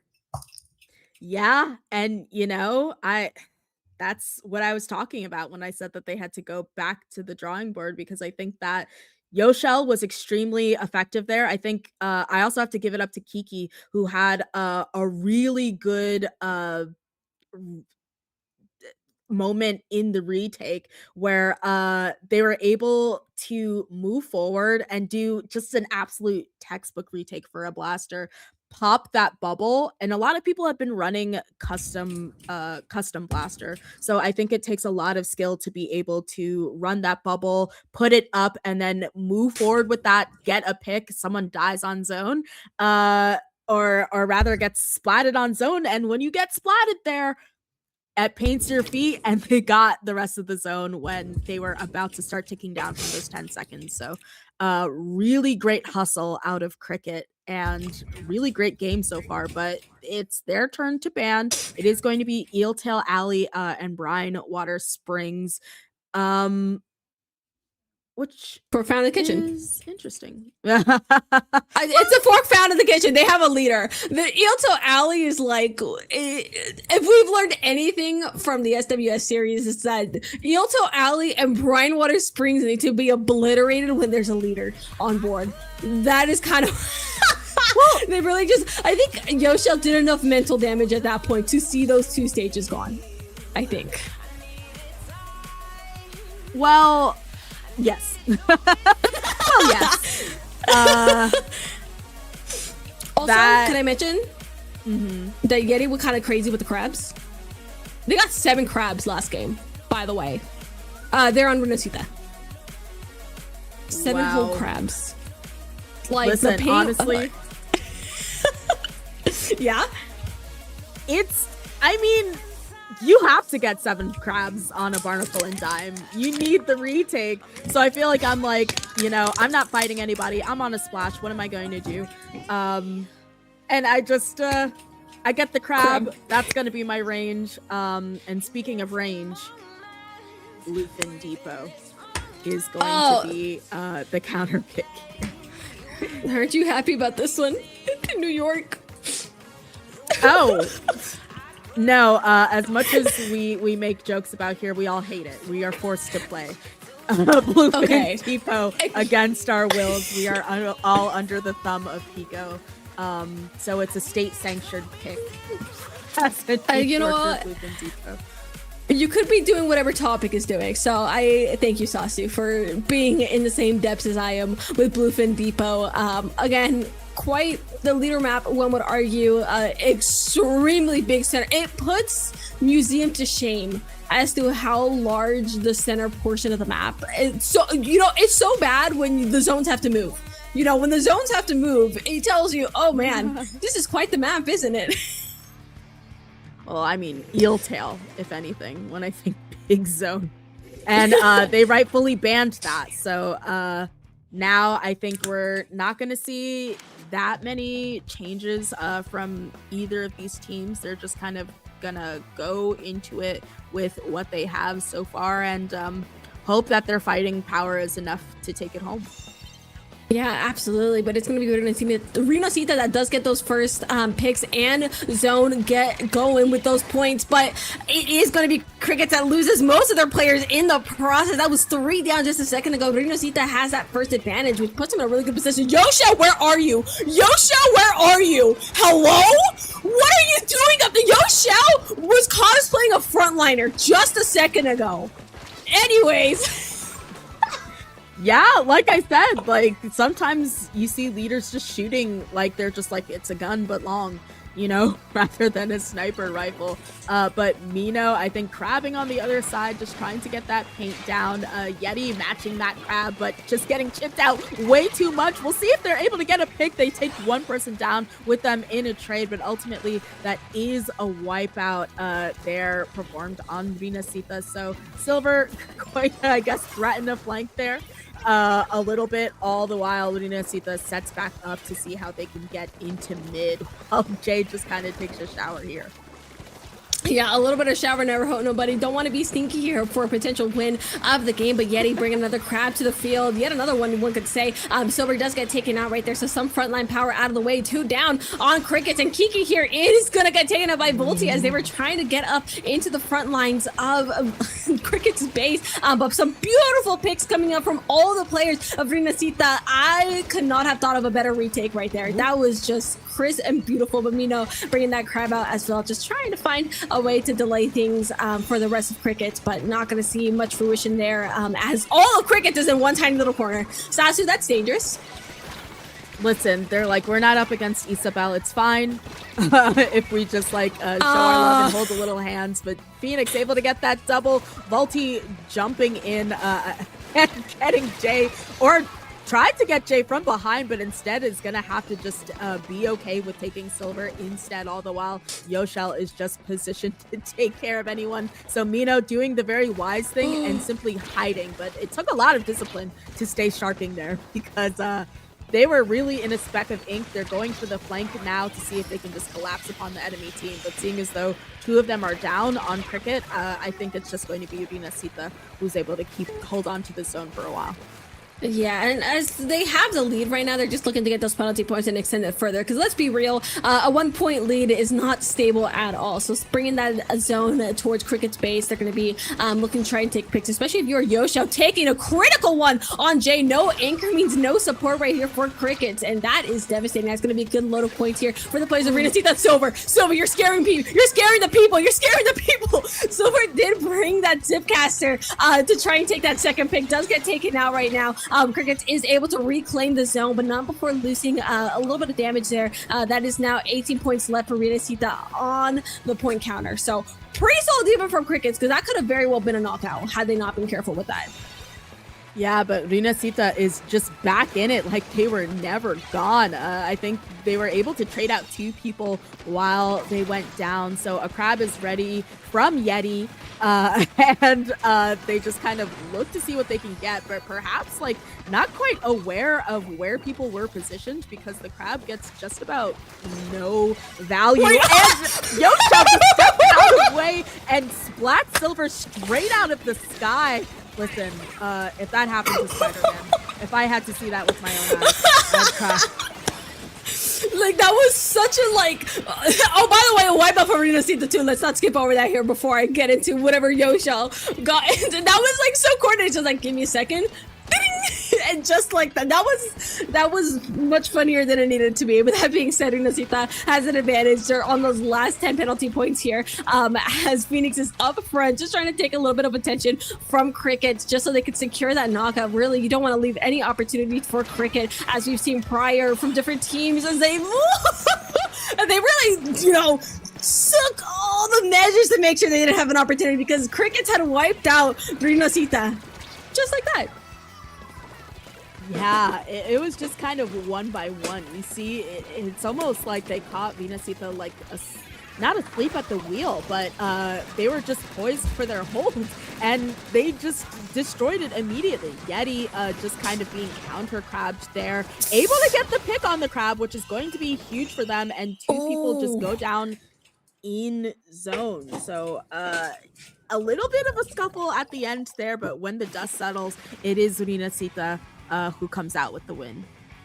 Yeah, just a beautiful one at that. Just barely, just keeping a little bit of a calm demeanor there, as pretty much their set was at risk. So just really, really well done there from Rinascita, keeping that cool, keeping things going, and winning on that counter pick. Yeah, that's gonna be particularly huge for them, but also like, they're the ones with the leader, right? It's Bluefin, so and we saw exactly what that leader was doing, taking the time. I feel like that's like the play of the game, so to speak, watching Yoshel, because usually you counterpick, not counterpick, but you try to counter a leader with the zip, right? You say, can you please like zip the leader so that you put them out of place? And they did that for a moment. Yoshel backed out of the way, and then ultimately still got the pick there on silver. So really a force to be reckoned with, of course, I think, in Yoshel, and you're seeing exactly why these are members that have qualified in the past for the prior Global Gauntlet. Listen, Sasu, we say to get into the leader's range, not that far away into the leader's range. We gotta be at their feet, if anything. So there's definitely Yosha had a will, definitely away. Beautiful picks there. But Rinascita is now at match point. Crickets have to step it up and win the next two games if they want to be the next qualifying team. But Rinascita's first ban is going to be on Robo Ramen. You know what? That works. That's okay. Guess you don't want us to have fun or whatever. That's fine. Interesting, because I feel like most people are like, the fun things, I guess, are like the less conventional stages. Now, there are a lot of those still left here. Like, interestingly enough, we haven't seen Hagglefish Market yet.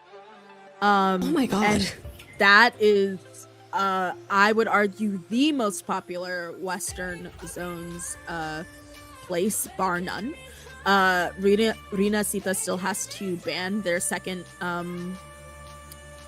stage, but yeah, they I think are trying to just take off anything that wouldn't be conducive to leader play, which is very few things. They have a lot of things going for them with having a leader. No, absolutely. And again, this is leader glazing, but who cares? I love leader. Again, the big thing about leader is can you hit your shots? And Yoshio has been hitting your shots. Leader is nothing without their picks. And if you can find a balance, it's a risk. You're taking a risk anytime you put it on your team. And I think Yoshel is proving to see why the risk is worth it. If you're hitting your shots and you're causing that pressure, chef's kiss, no notes, go ham, target practice, have fun. As for, there's two types of people. There's leader and leader food. And as a leader food person myself, like, have fun, go ham. I'm like, I don't want you to have fun. None of us are having fun. That's not fair. But the stage is selected. It's Umami Ruins, a double zone map. That, I feel like nothing here jumps out to me as particularly advantageous over other things. Of course, if that leader, Yoshel, gets to that center mid, I think that spells danger for the other team. But other than that, there is one way a team could skew their favor pretty heavily, and that is going into a straight knockout. Umami Ruins. They can go straight into your base, and suddenly your retake became 10 times harder. Like, they genuinely have free access to your spawn, and I think this is going to be one of those maps where whichever team can get to that stage first is probably going to be seeing the knockout for the day. We talk about zones being how long could someone hold it. That still plays true, but I think Umami Ruins really kind of pushes that first attacker narrative, just from the past couple matches that I have seen, at least in the Global Gauntlet series. So curious to see how this is going to go. Either that or we're going to be seeing the neutral plays of all time, because of course it's a 2-zoner. So one of two ways is kind of what I'm thinking. Either neutral, central, or, oh man, the attacker.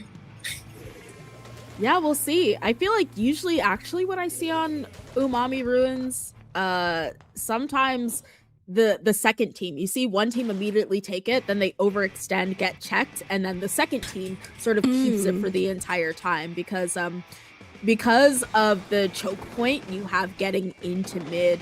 A lot of these teams are going to have a special eye on making sure that they don't stagger. Even top level teams, I think sometimes, like with panic, especially if the numbers get really low, you have to be worried about that. But speaking of staggering, 3 members down there for Cricket right off the top allows Yoshel to especially move forward. A crab is popped here from Yeti, and there's just a lot of pandemonium happening in the court of Cricket.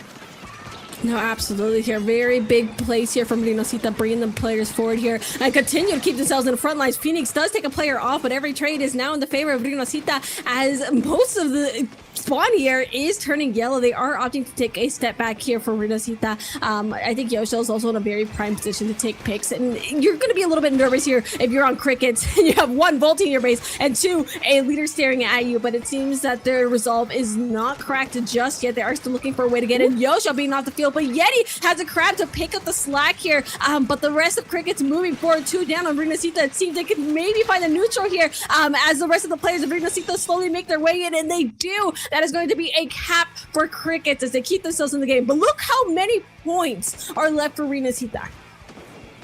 Yes, with a nasty penalty to boot, but that just means that it doesn't matter what it means. Yoshel has shut down 2 people right off the bat, but 2 of their own have gone down as well. So they're just going to hold the line, see if they can get that pick off of Jay, or at the very least be enough of a threat that people move back. But all the while, look at that. I was going to say the other team hasn't gotten their hands on the zone at all yet, meaning they have no penalty, and they can just sprint down their numbers, and I feel like they've done to, getting down all the way to 30.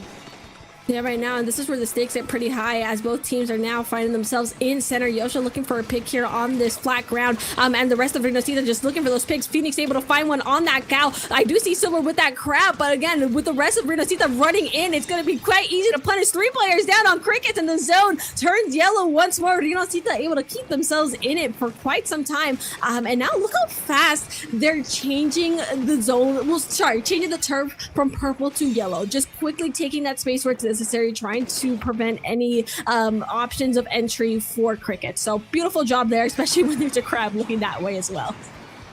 Yeah, they've done a really good job of just kind of staying steady. Of course, you have Volty going down there. As much as it might be an overextension, that's what you really should do on Carbon, but the steady hand from Yoshel is going to take 2 members down, 3 though down on Cricket. Phoenix can camp this jump, no doubt. Mino going down as well.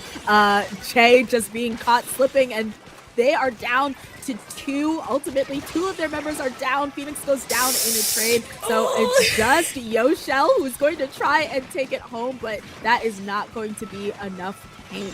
Funny enough. Okay, there it is. Cricket does get it here, so they shut down that run, but that was a close one, Fufu. No, absolutely. And now Crickets is in a position where they nearly have to knock out, and if they want to win this game and keep themselves in the set for a potential qualification. But that being said, both teams once again find themselves in center. I do see Volty down at spawn right now, so Crickets does have that player advantage as they're all just rushing towards mid. It's almost like a little bit hesitating right here, and I think Rinascita saw that as well. They are trying to take some players out, but as I say that, it's kind of scrappy here. It's kind of like we're trying to see what's happening here in middle. There's no clear advantage just yet. Yeah, I think that ultimately Cricket know that they have to play this very careful. Ultimately, this is a 2-zone map, meaning if a team can very easily neutralize them, they can get more penalty, and that makes life all the harder for them. They can't afford to stagger, so they do have to play this just as carefully as we've been seeing out of Rinascita with their retake. Silver gonna pop this crab on the enemy dome, try and put some chip on the other team, and despite the fact that they don't get anything, what they do is displace the other members and stop them from moving it to zone. So right now, really good position here for Cricket, but we have seen him in a good position, and we've seen Rinascita get really good retakes. Yeah, absolutely. And Yeti just trying to close out that pick, trying to keep the zone neutral as long as they can. As the rest of their team still has some time to go before they get in. But here it's the Anchor Fights. Tiki just trying to take a pick on Yeti here. Phoenix is here to the rescue, trying to pick these players off. Silver finds themselves and gets taken back to the spawn. It just takes one more zone needs to be captured, and this is Rinascita's game potentially, and the neutral timer ticks. Cricket does not see the win, and Rinascita is your second team to qualify from the winner side. Oh my gosh. I'm so glad Cams wasn't on for that because it was so close. Phoenix did a really great job of just staying in it and all that time. I think if they had gone down and weren't able to just kind of tie everything up, that would have made it difficult. But you see at the replay there at the end, here is Phoenix going down in a trade. It was just, I think, Yoshel who was up. This was like in the middle of the game, so really well played there from Cricket, but ultimately that is truly activating the clutch gene because I think being able to just stay alive for that time and clutch in, it really looked like it was going to be there for Cricket, but it is Rinascita who takes it. Yeah, just some beautiful gaming. I honestly got my leader food, so I'm happy for the day. But Rinascita, as you said, is going to be our second team qualifying for this global gauntlet. There is going to be another 2 teams that make their way for qualifying as well, but that will be after a break. It is time for our mandatory global gauntlet break, but don't go anywhere. We'll be back soon.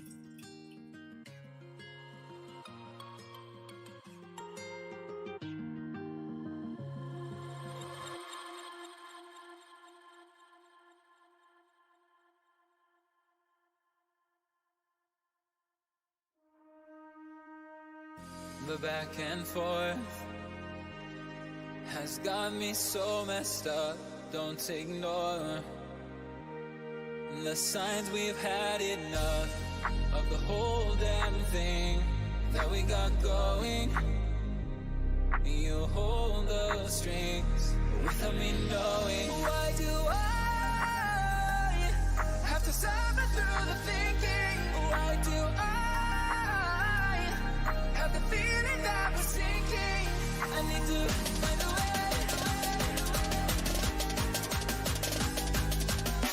Find a way.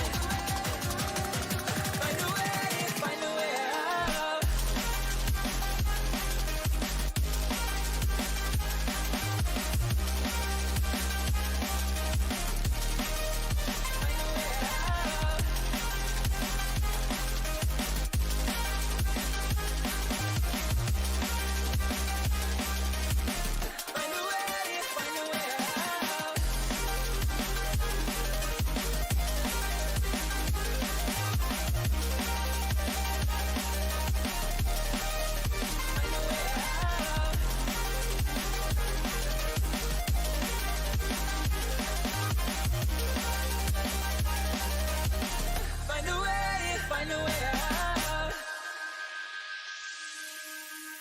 What's all this for? It's got me turned around, but I can't ignore the feelings that I found in this whole damn thing that we got going. You hold the strings without me knowing. Why do I to suffer through the thinking. Why do I have the feeling that we're sinking? I need to find a way. Find a way. Find a way. Find a way out.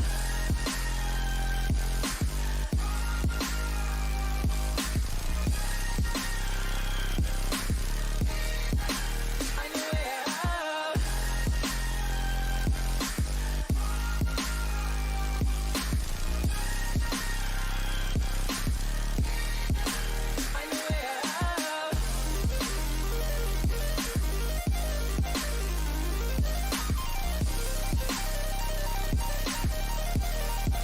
Find a way out.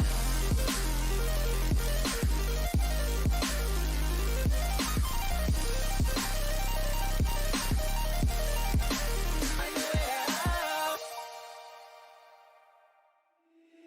Dear left brain, don't say we can't, oh, just don't say another word. These thoughts you've imagined aren't real, aren't adding up.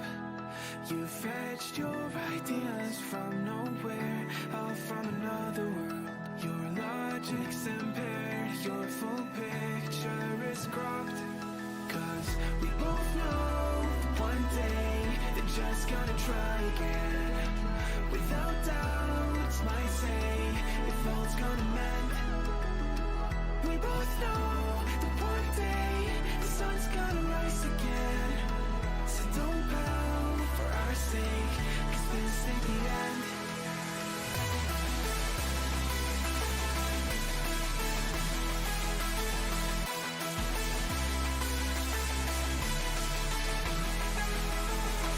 We both know that one day the sun's gonna rise again. So don't pout for our sake, cause this ain't the end.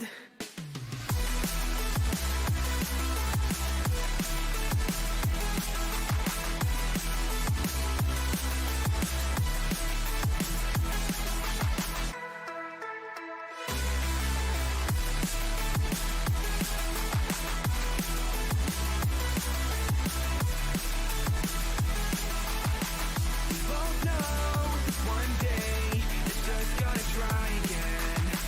Without doubt, might say if all's gonna mend. We both know that one day the sun's gonna rise again. So don't pout for our sake, cause this ain't the end. Dear right brain, you're so far off, oh, it's like you can't see ahead. These feelings you've caught don't make sense, your plan's gonna flop. You keep raising doubts without cause, all you feel is dread. My logic is fair, if it's pain, it's ever gonna stop.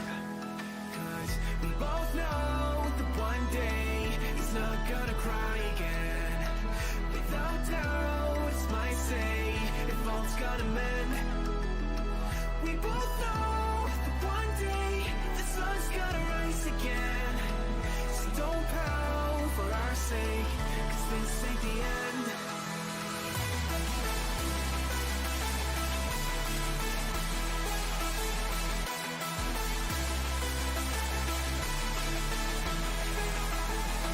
We both know that one day the sun's gonna rise again.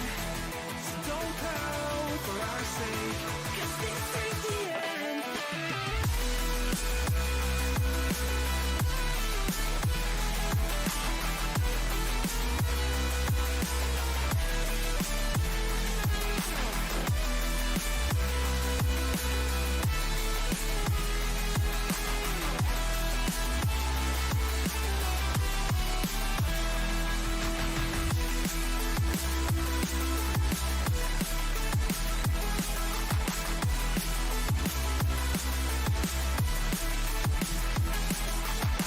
The sun's gonna rise again.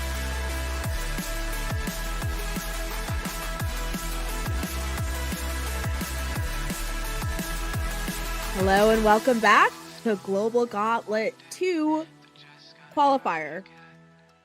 I'm Saucy here with Fufu. Hi.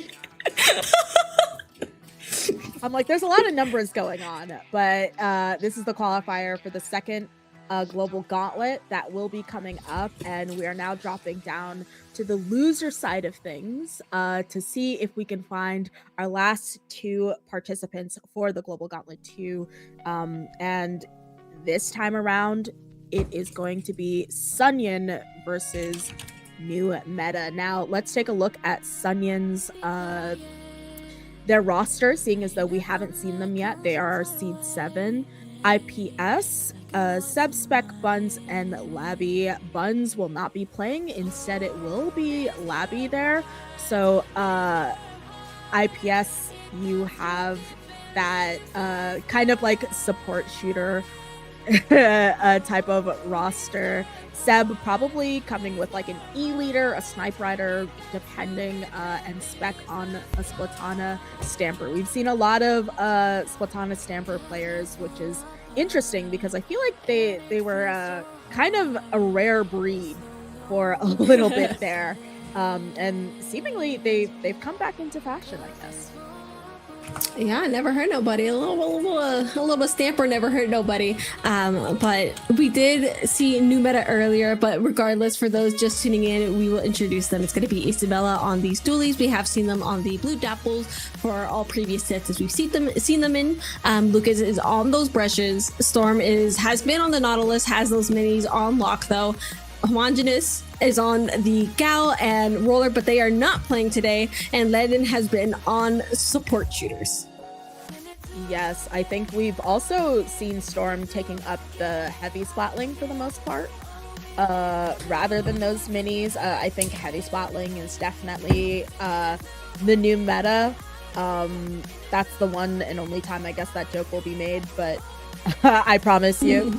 But I think that, you know, when you have that splatling acumen, you're going to want to go for a heavy these days for that paint output. And I think that, along with Landon, who's picking up the slack on probably something like an NZAP, really gives them the support they need, a Lucas and a Isabel, to dive the other team and see what they can get done. Yeah, now turning our attention to the map stages here. It's going to be that first ban for New Meta, going to be on Barnacle and Dime and Bluefin Depot. We're not seeing Bluefin today. Woohoo! And Sonion banning Flounder Heights and Urchin Underpass. So getting a lot of those both Charger and non-Charger maps. And we're back in the building. We're back on a Robo Ramen Sasu, as if we couldn't get enough of this map. These teams have been exceptionally lucky with these random picks. It could bring you to Eel Tail if you don't ban it. It can bring you to somewhere funky. A lot of people forget to ban a Flounder. So the fact that you would end up with something like a Robo Ramen is certainly really great for both of these teams. But I think that we saw New Meta, I think, both win and lose here, if I'm not mistaken. I think yes.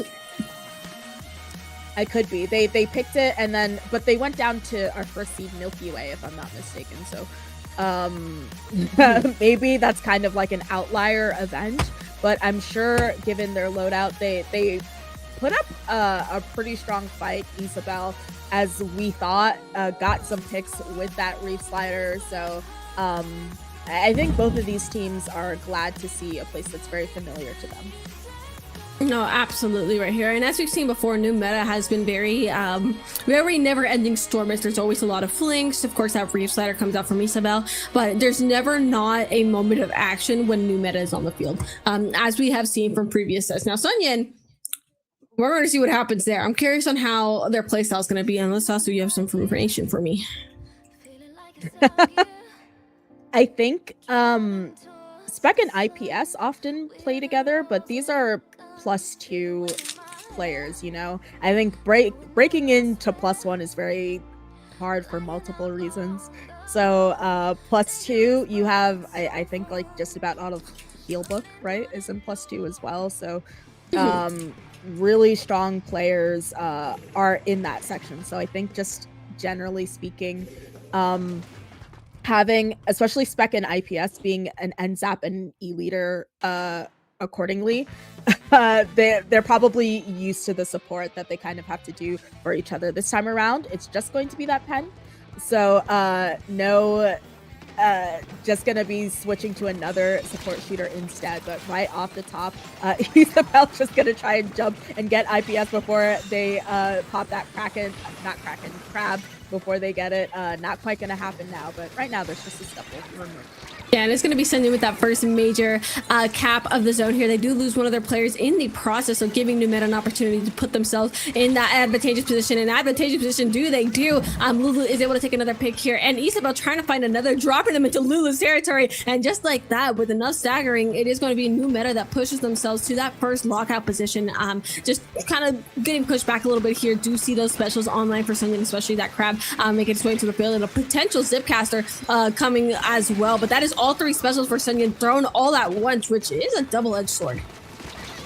Yes, Isabel ultimately going down in that trade. Storm going to be walking forward. This time, I think not opting. I could be crazy, but I think last time around, Storm was on a Hydra here, actually. Yes. And this time, I think a little bit more wisely on the heavy instead. So IPS popping that crab and then also popping someone in the mouth, unfortunately. Someone is going to go down there, and that allows Sonion to move forward accordingly and take that space. Really important to do, especially when the other team is able to get 16 all the way down to 16.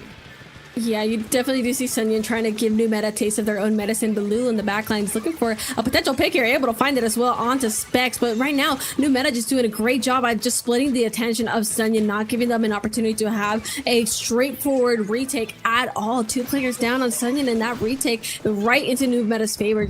Again, they had that dominant lead already, and they're looking to continue that trend, even despite IPS bringing a crab to this field. Yes, and not necessarily finding much. We do have Spec with the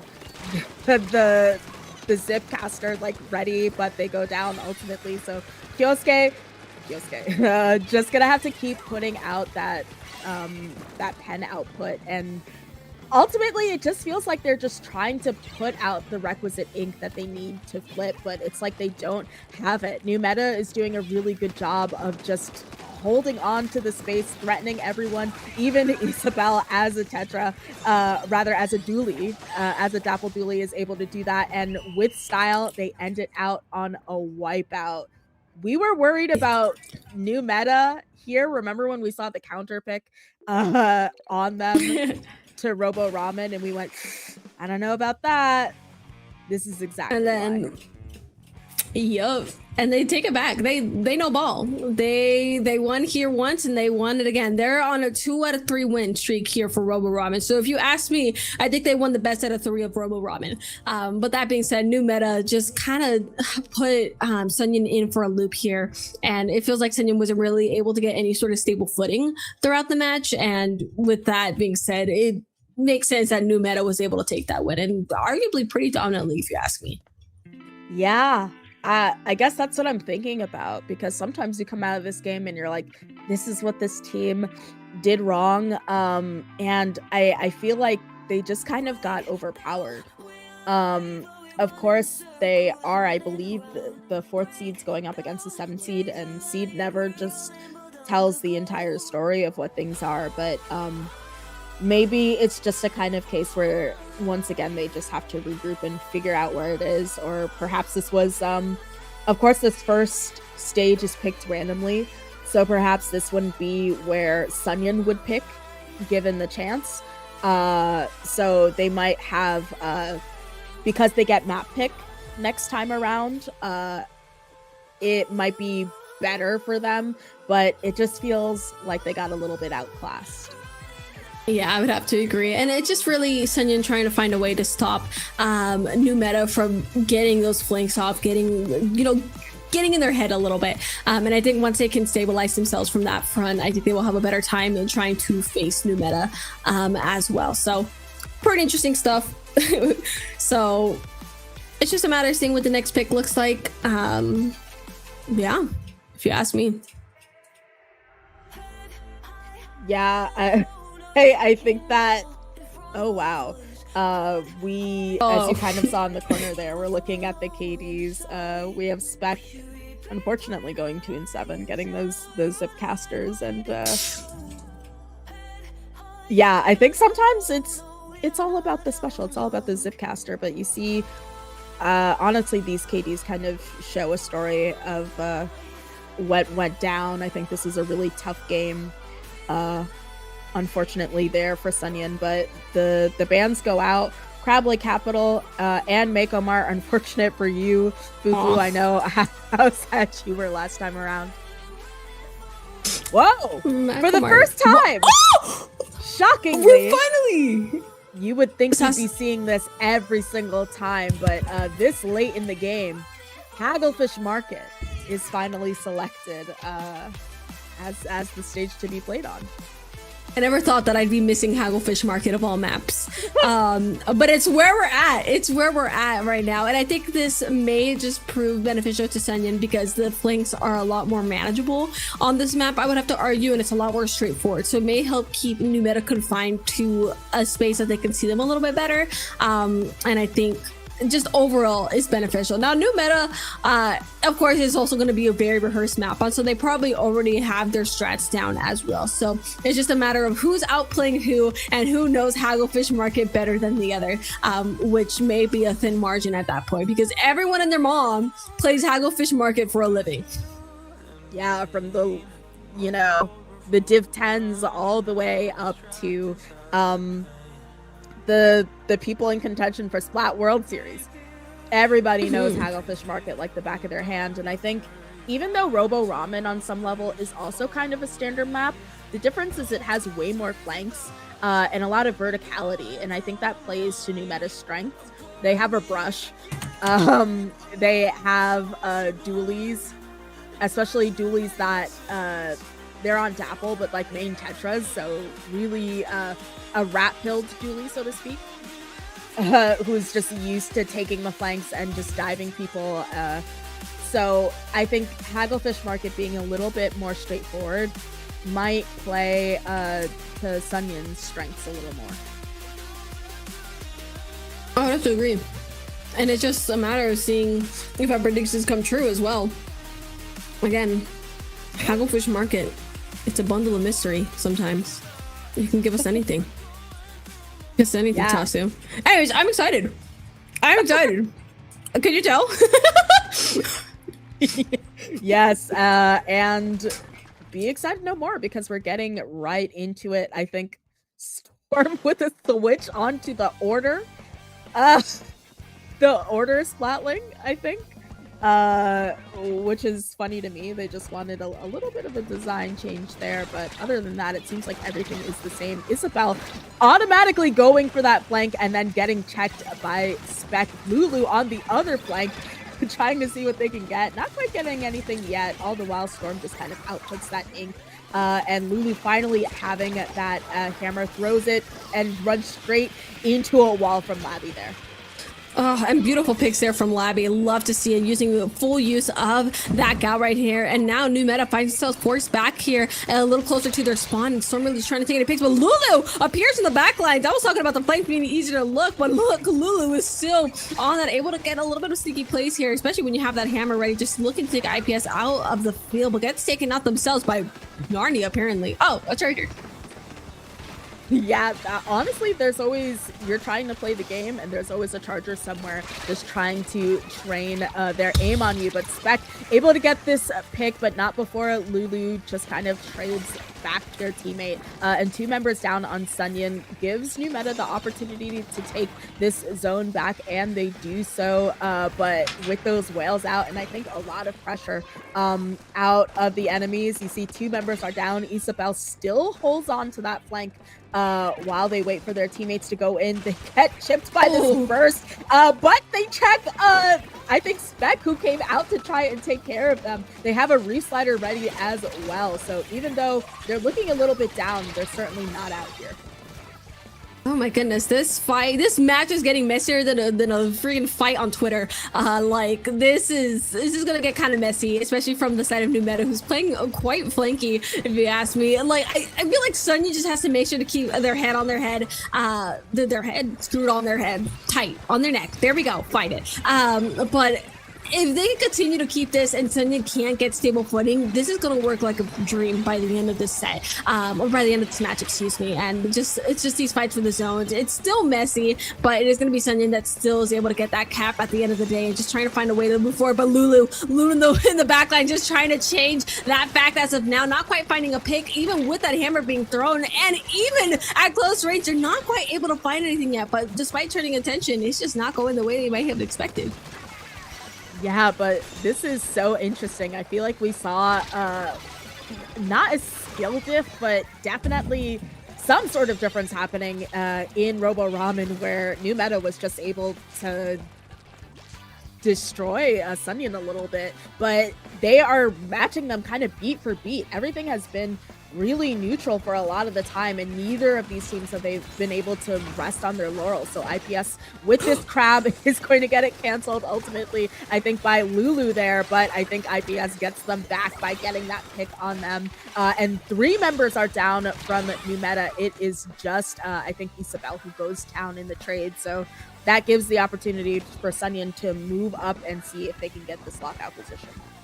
Yeah, and this is just a prime position because once again, you have a better view of these flanks and you have an eye on every option that New Meta has at their disposal, and it's showing right now as they do take 2 players off of New Meta. It was just Storm and another player that were up just a second ago. I think they might have had Cooler up their disposal to get back just as fast as they did, but Isabel bringing that Reef Slider, not finding anyone except just maybe a little bit of space. And I do want to mention that Sonion does have the lead now, so right now the aim is for a knockout, but they are losing 2 players in the process. Just Isabel here with Lulu and Landon here as their last Storm makes their way to the field. That is capped for New Meta, and with the Cooler on top of that. So the aim now is to give some payback.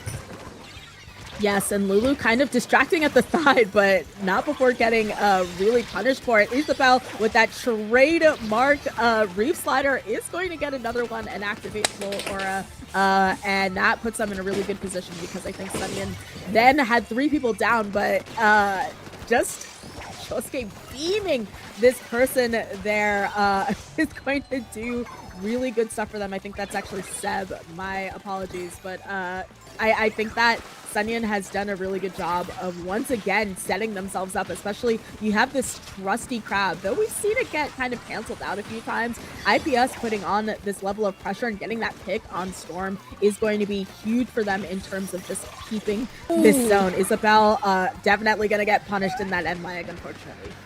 No, I want to mention how they baited that Reef Slider out as well. They got 2 players down there on Isabella and made sure that they didn't get much value out of it, and it worked out beautifully, but players are going down on each side, so it's scrap for center, and just like that, Sonion is seeing a victory in this set. We are now 1-1.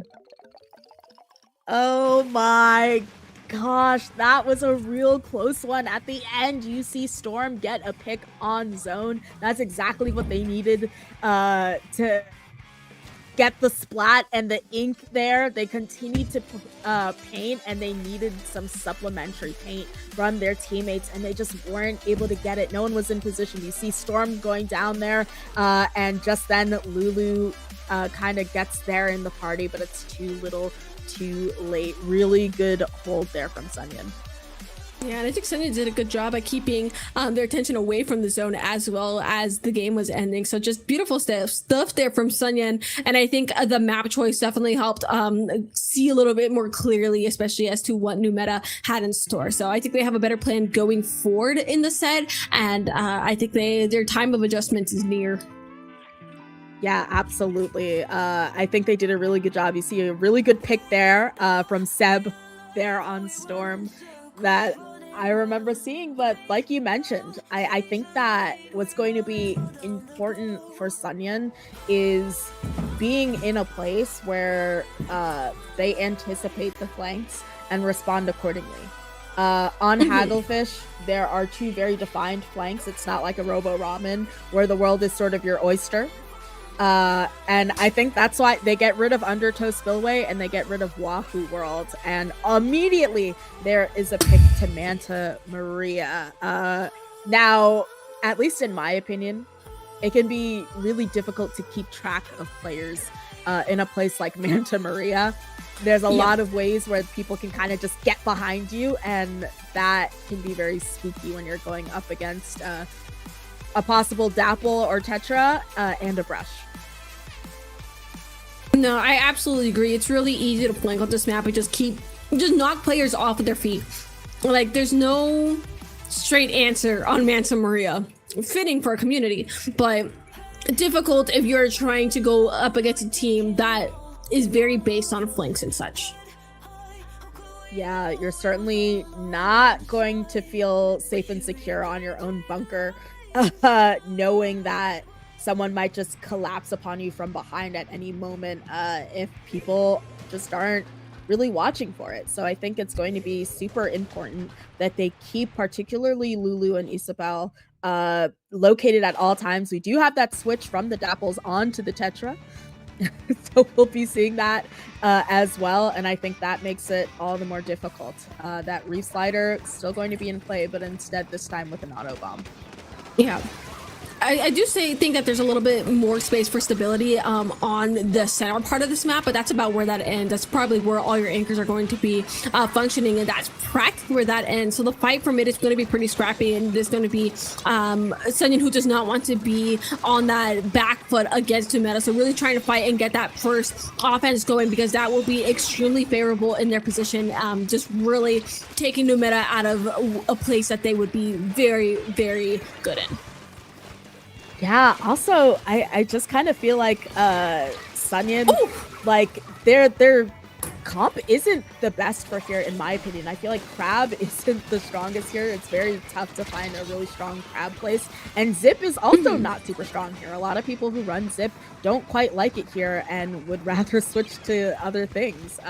So I think that is a difficulty that might arise, and I think that finally Numeta is kind of finding their footing here a little bit. Isabel staying alive despite having two people on them ultimately does go down to IPS, who goes down in this trade with Storm. 3 members down for Sonion on either side. It's kind of a 1v1 of these cooler weapons, so to speak, while they try and anchor for their teams coming back in here, but definitely an exciting showdown there.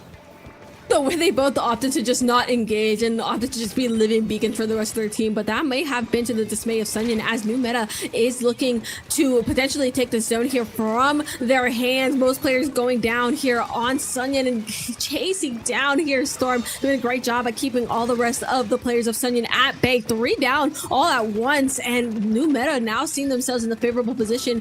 This is where those resliders are really handy, where all the paint comes in handy. Those short range weapons are going to do amazing. So perfect position here for Numeta coming up. Yeah, especially because members of Sonion, they're eventually going to have to try and drop into mid. And if they don't know where an Isabel or a Lulu is, it's going to be really difficult to feel safe to just try and get into that section. So we have that lead swap. Isabel going to quickly pick up those sips while they just kind of wait for anyone to run into them. And like you said, they're in a really great position because it just means that they can wait for Sonion to make the mistake and check them accordingly. Yeah, absolutely. And Numeta now is reaching those last 15 ticks of zone power left, 10 ticks left. They're looking towards a potential knockout here, as Sonion is going to be able to actually neutralize the zone, but not keep it. Storm bringing all the pain to the field, and just like that, Numeta closing out another game is now at match point for the set. Oh my gosh. Storm was painting their absolute butt off. You see, they were not engaging. There are a lot of times where you have to pick between, like, do I get the picks? Do I kind of, move for it? And they said, I'm not engaging with anything. I just need to paint this zone. And I think they did really well. It took Sonion had a really strong opening there. Numeta a little bit on the back foot, but I feel like once they kind of figured things out and they got Sonion in the position to try and retake, they they just didn't have it. You see Storm just paint. You gotta be a paint bot sometimes. If it wins you the game, it's for the win con. But no, like it was literally just a paint battle. I think if Sonion had a little bit more time, they maybe could have gotten out of that. Just with a lot less emphasis on the zone at that point. But it just wasn't enough, and New Meta just set that up perfectly. It's like I said though, once they got on that offensive position there on New Meta, there was just no real way for Sonion to get back in there. It's, as you said, they didn't have the specials nor the correct weapons for their position, I would have to say, and it definitely shifted in New Meta's favor. Yeah, but they gotta look forward. We do have the strikes ready, Mincemeat and Brine Water. You would think they were counter picking a leader with those band stages, but you know, fair enough. They want nothing to do with those. I have a reason, maybe, potentially.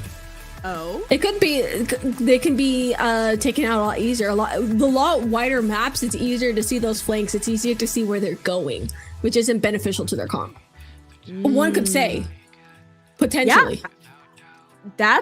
That's a really good point. I think you have really good, especially off snipe, really good vantage point of just about anywhere. Now, Brine Water, no, even the left side, you can kind of roughly see when someone's there. So that is a good point. But based on what's left, I'm curious about what Sonion sort of sees as their best selection. Inkling Art Academy.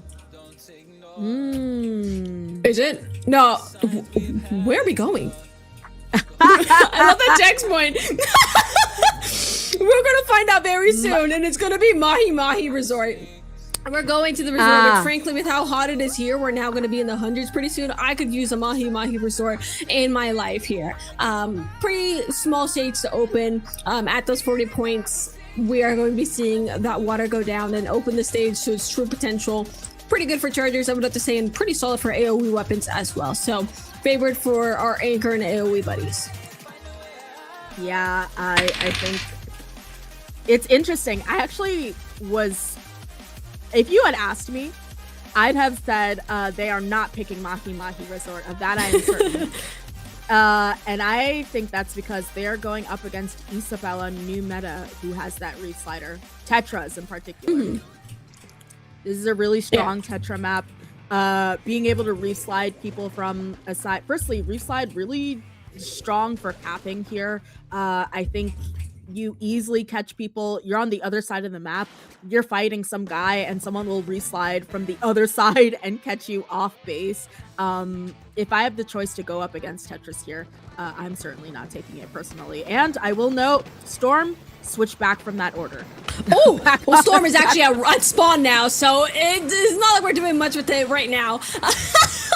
But it is going to be starting to have that first major opening, and they are going to be looking to take 2 players, 3 players now. It is quite literally just Storm on the field right now. Labby taking an excellent position and potentially moving forward here in just a second, almost to those whales. And I think if they can get those whales off, not quite. They're going to be sent back to spawn, and IPS is there to try and pick things up, but unfortunately not going the way that they may have anticipated. And everyone on Sonion is going one at a time. Fellas, what?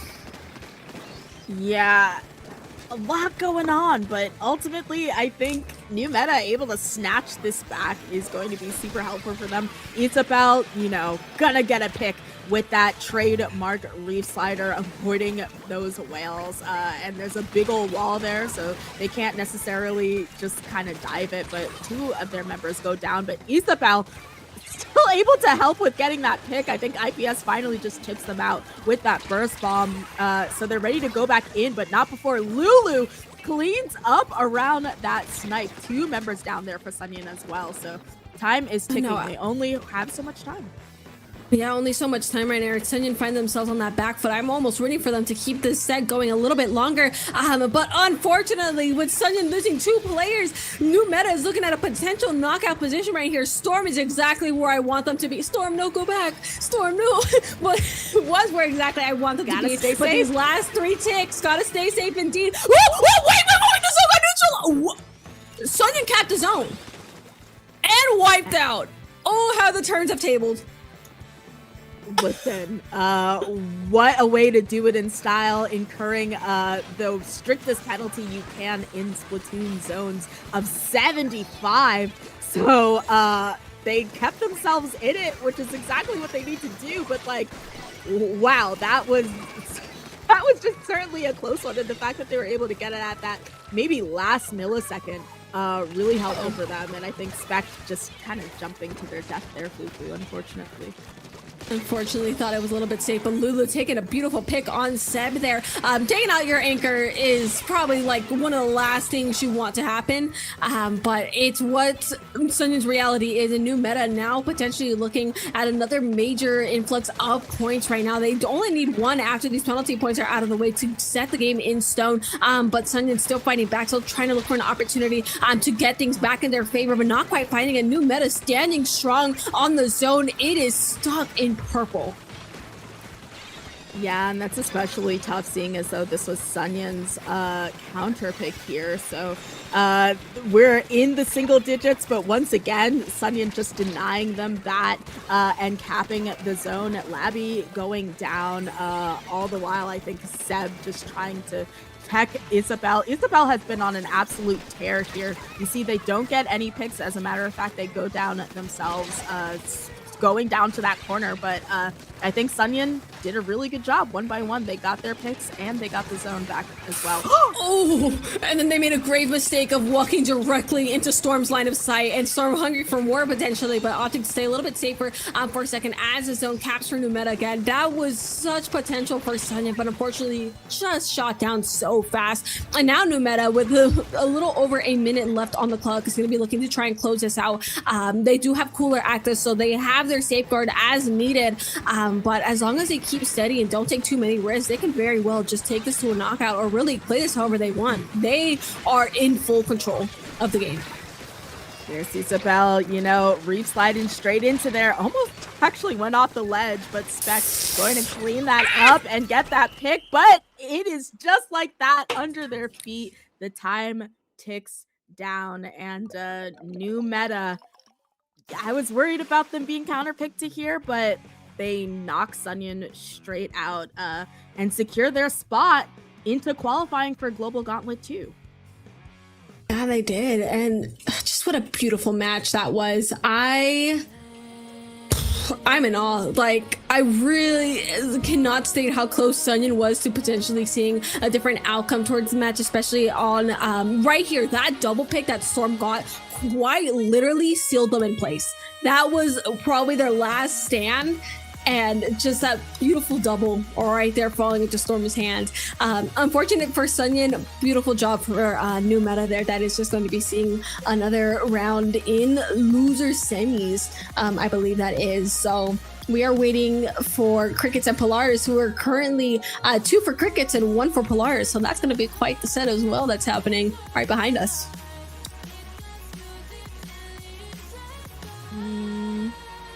The Cricket versus Polaris? I think so, but that's besides the point.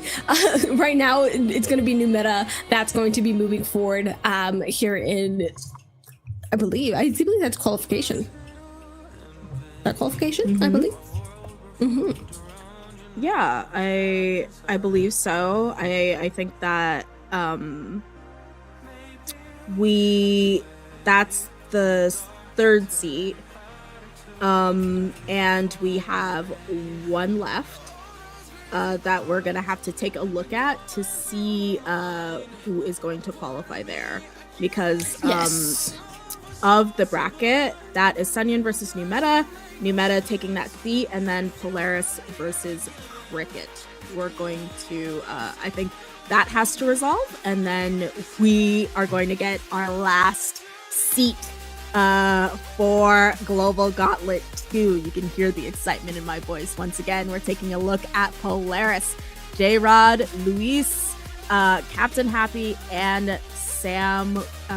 You've seen them already and how they perform. So, yeah, it is what it is. They're going up against Cricket, who we also saw, which is also a really strong team. That's our seed 5, I believe. against our seed 3. So Polaris have their work cut out for them.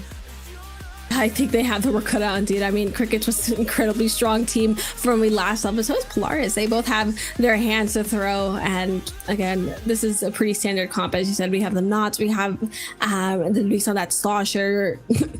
Giddy Grizz is the funniest thing you can bring out.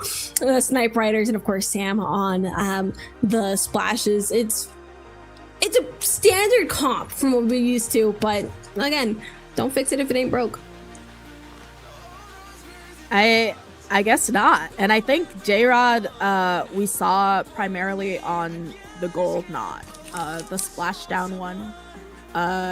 No doubt really helpful for something like zones in a pinch, but also gives you that level of aggression as well. I think that we saw, was it Polaris we saw on no, perhaps not. I was going to say on Flounder Heights. I just remember that they had so much like aggression from like Sam and J-Rod and Luis. Like these are very aggressive specials that they have.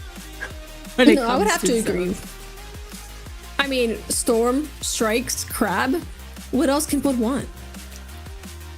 Yeah, and of course you have Captain Happy just kind of at the, you know, giving them the drinks that they need at the end. But yeah, they're going up against Cricket, and I feel like watching that match with particularly Rinascita and Cricket, even though it ended in a 3-1, Cricket was clearly a very strong team. They have players that had like already have qualified in the past for a global gauntlet. So I think that having well, firstly, I'll go over the roster for you guys. Kiki, who has that S Blast, but I think likely was mostly playing B Blaster when we saw, and had that really great play with the bubble. Silver, who plays Splatana Stampers. You have Mino there with the Japanese name as a slosher, and then Jay just doing mostly, you know, Snipe Rider things. Who doesn't love Snipe Rider things? Who doesn't love Snipe Rider things? I think E-Leader was also potentially in the books, which I would not be opposed to. But I know both Kiki and Silver's teammate Phoenix has already qualified. So now is their last chance to get that qualification of their own, which if you are them and you had a roster change and had to will have to decline your last invitation, you want to qualify. Who doesn't? That'd be pretty terrible. You qualified and then you had a roster change and then you failed to qualify. I think I remember last qualifier there were like several teams that kind of reorganized to try again to qualify. So a lot is on the line for the Cricket players, I would argue, but they're going into this with a higher seed immediately. Eeltail Alley and Mincemeat Metalworks are banned. Polaris getting rid of Manta Maria. I think I have no reason why. And Flounder Heights, lots of reasons why. I think both of these teams basically just don't want to deal with these funky zones map. And no listen, I think these players should play the lottery, because that is some good luck getting Robo Ramen randomly. We have seen so much Robo Ramen today, it's not even funny. Like, it's just... I mean, not that I'm complaining. I mean, I can't have too much cake here with Robo Ramen, or too much ramen in this case. I like the map, pretty open the center, has flank spots. What more could a player ask for? Literally nothing. I mean, I have some top level friends who have been complaining about Robo Ramen. I don't see it. I think Robo Ramen just has the sauce. Good answer. And I'm the sauce bot. I'm Sausu. I know all about sauce. So oh yeah. The Splat Zones Robo Ramen, I think it's a great way to start things out. And taking a look at these loadouts, we do have that V-Knot instead of the Splashdown kit. And Reno, I guess, is that Phoenix, if I'm not mistaken. There's always like I think it's Silver on the sword. Yeah, Silver. My Yes. apologies. Silver is going to be on that crab stamper, which is once again, I guess it's becoming more common because I think that's quite rare actually. Hey, we can never go wrong with the crab, especially on a map like this. Zone's crab is just good. I can see why they would pick such a weapon right here, but already those first picks coming out from Silver on that crab, as we were talking about here, just looking for another one, not quite finding it, getting picked off themselves right now. It seems like Polaris, despite not having the zone in their favor, is doing good at keeping themselves relatively stable, despite losing some players in the process. And as tides start to flip here, Crickets does lose 2 of their players, and it's now up to Polaris to try and get the zone for themselves here. Yeah, Captain Happy just trying to position himself here. You see him trying to take out that sprinkler as well to make it easier for his team to cap over. And ultimately, I think that it seems like Polaris, they're just kind of struggling here. They finally get this zone back, but it took them a while to just kind of break through. But now that they have broke through, they are in a really advantageous position. They have the enemy elbow. They're giving it up a little bit with how many of these players are going down, but really good positioning for when they have it. I couldn't agree more right now, but Cricket's still keeping that advantage in their position, in their favor, excuse me. I do like the use of Mist here on those choke points to just not allow Polaris to have easy access to the players of Crickets. But as I say that is going to be 2 down on Polaris despite this crab making its way to the field. It is going to be pretty yellow on zone still here, just waiting for an opportunity to get themselves in for the other players of Crickets. And meanwhile, that was happening. Polaris was able to get a cap on the zone. Yes, but right now it's in neutral, and while they kind of walked away, they allowed Polaris to just paint over that. So that gives them a little bit more of a penalty. Really good sort of maneuvering there from Silver to make sure they didn't go down to those strikes, and 2 members are down. So they just pop the crab, hope that their team gets the cap. They do not under them. So right now, despite the fact that, Silver is displacing all of those members, they did not have the zone. So a little bit of mismanagement perhaps of these resources, I fear. Yeah, but luckily they'll be able to keep that zone here in their favor relatively soon. There we go, able to get some points on the board once more. And importantly enough here is that they don't have penalty points. They're going for straight points. Are you trying to get up there? What is it? They're trying to get some cheeky picks with the jumps. That's really funny. But again, Sam is going to be caught out here on the sidelines as Cricket still finds themselves in the advantageous, were in an advantageous position, still are, but are going to be suffering some penalty points as Polaris was able to cat themselves just for a second there, just enough to stall Crickets out, hopefully for a better chance later down the line. Yes, but they have a pretty good hold. However, the Nautilus does put out that rain, and I think that should help them cap, but I think no one is positioned to really follow up on it. So right through there, I think there is a wait for this counter crab. Sam just trying to displace as many people as they can, and really critically, they get that pick on Silver, which allows them to take the crab off of everything there. So J-Rod here on this Nautilus, who does get picked off, overextends a little bit, which I think opens the door for possibly a retake here from Cricket. No, absolutely here, and Cricket doing the retake they do. 2 down on Polaris, so definitely the opportunity to go wild here in the front lines, especially when you look over and your Pencil's also cosplaying a frontliner. I love to see Pencils being silly here on Robo Ramen right now, but it seems that everyone has found their comfortable positions on Cricket and is looking to try and take picks where they can. This has become target practice for the players of Cricket, and target practice is actually over as the players are forced, one player is forced to retreat in center, and Kiki buying some time in the spawn of Polaris as those strikes make way, and Polaris is able to cap the zone once more. Yes, it's like all this pandemonium, but we are under 30 seconds left. Sam just getting out of that crab, but more importantly, Silver is going to go down there. So J-Rod just putting down the paint. They know that they have to keep this painted instead of opting to move up. But Kiki coming up the side, jumping out, getting out of dodge at the perfect time. The strikes come out as well to cap over the zone. So I think with just one person in zone, not enough to cap over it. That's going to be the first win for Cricket here.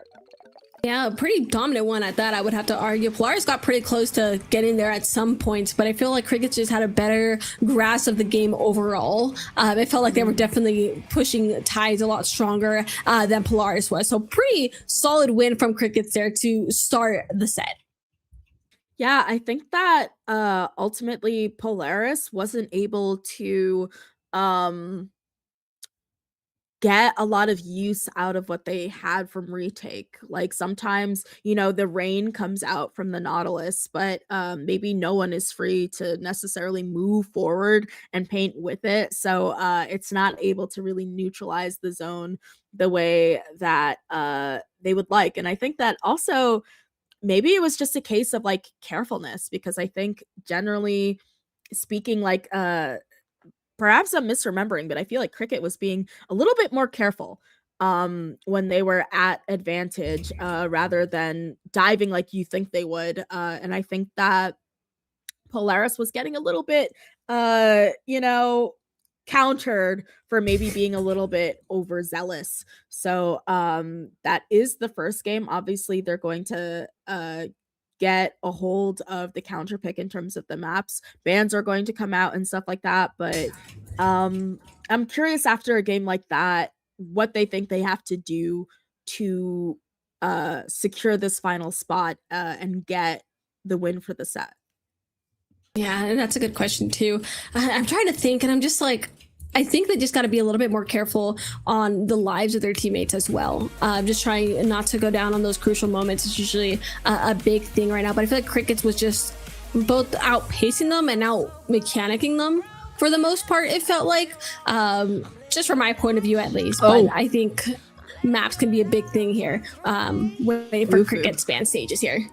Yeah. We got our eyes on the KDs, and Jay was able to go 19-0. Now, granted, 8 coolers out, so we don't know how many of those 19 are assists, but I think the more pressing matter is the O. Jay not going down even once is very wild. So well done for Cricket there. That's a model pencil. That's just a model pencil. Not going down, getting 8 coolers and getting like 2k paint. That's a model pencil. I want to be you, Jay. I'm trying to be you. Again, you feel when you have a good anchor. It may not be in the front of your mind, but you know when your anchor's got you covered. That being said, we're going back to Mahi Mahi Resort. I'm ready to dip my toes in the water and see where this set goes. We're going to be like those jellyfish. We're going to be watching over the Inklings playing Turf War. Splat Zones in this case. Yeah, this is exactly what Riptide is like.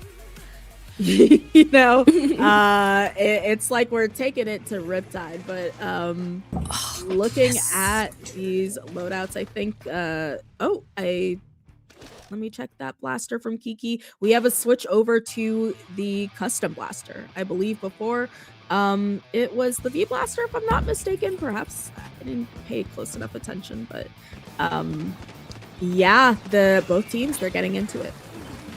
Yeah, getting into it indeed. And again, I'm happy to see that splashdown on the field because I think it'd be really good at keeping control of mid and especially the zone if used properly, or really anywhere you need it. It's a break in case of emergency in some cases, but good space taker in others. But definitely a scrap here in the middle. Feels like Cricket has a little bit more grasp of the field as it stands right now. Kiki, how are you alive? Kiki was hanging on by a thread and is looking to take another player out with them and still looking for more while they're at it. I do see that splashdown already potentially for another pick, and off it goes. And while they get taken out themselves, they are able to put some more turf on the floor, but they don't there we go. Now Cricket is in full control.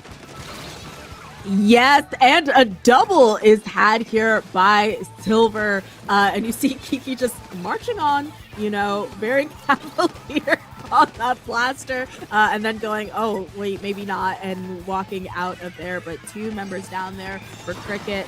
The tri-strikes come out, and that allows, I think, along with the rain, Polaris to get this retake. This is just what I was talking about before. I think a coordinated retake like this definitely has them set up in a good position, especially when they try and lock down the islands and these sections like this.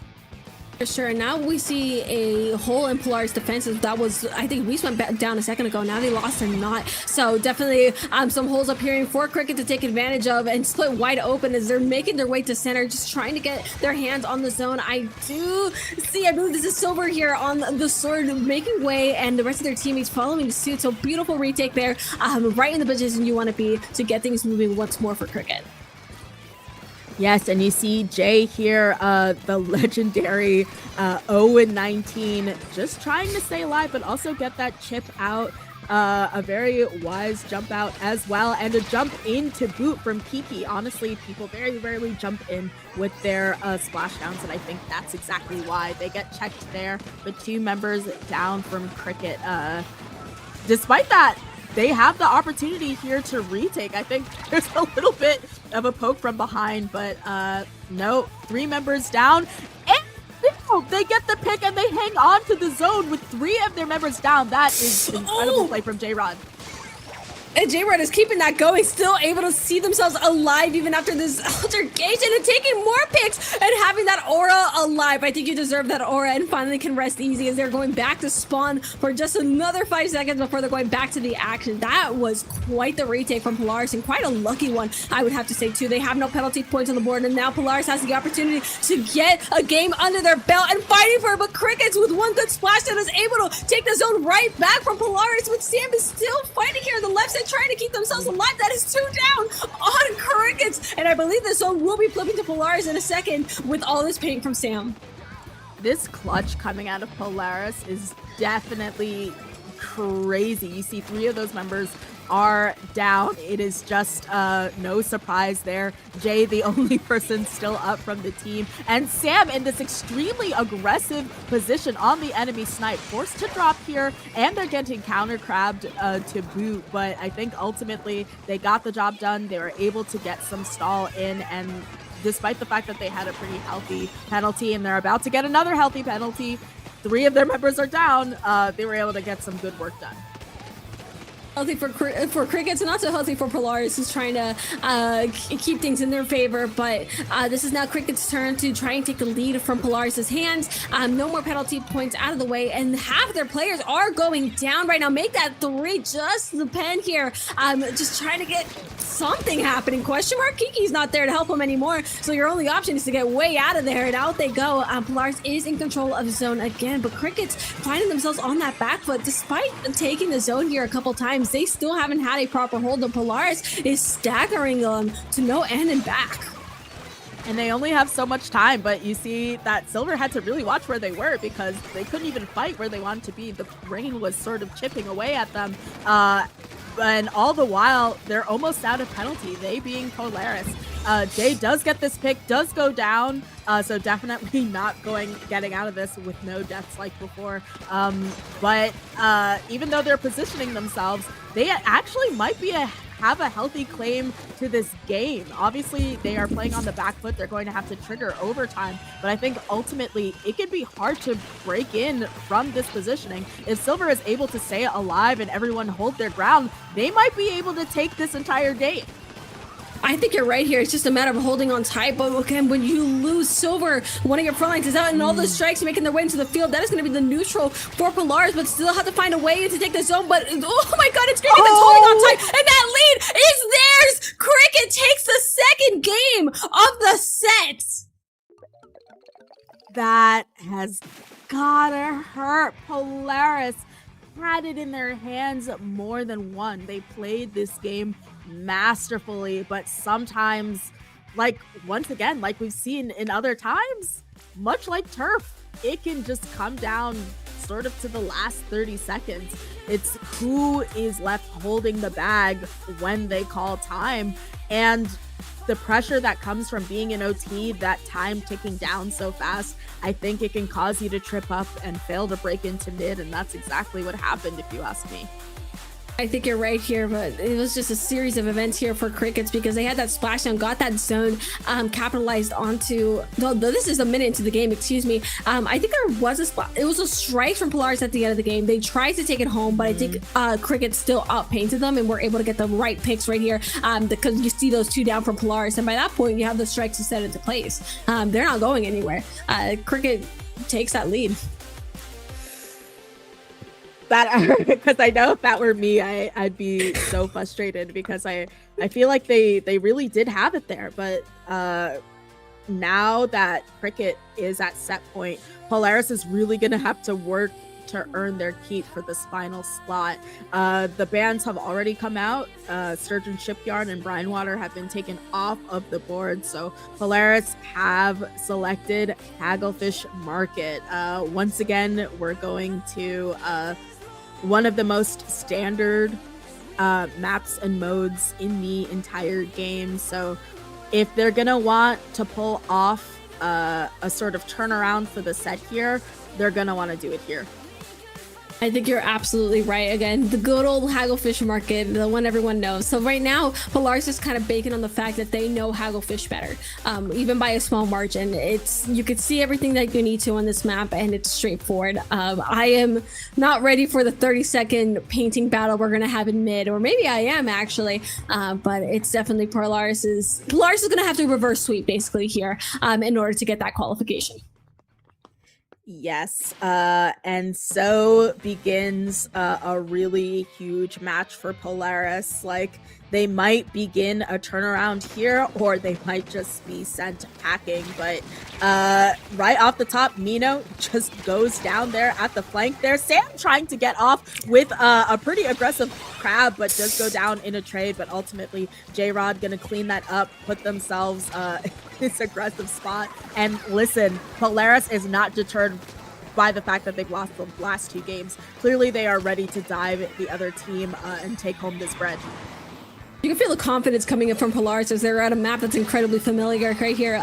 But it is going to be Cricket that's going to be looking back at the zone, trying to take it where he can. But Sam's shredding the opposing crab already, just trying to keep the rest of their team in on it. Those strikes, keeping the zone a little bit more purple. But as Cricket makes their way in, they are able to swap control into their hands as Polaris is now forced back. Not without taking a couple picks of their own, though. And Sam is actually still in it, almost getting a little bit too forward there, but getting taken out in the end.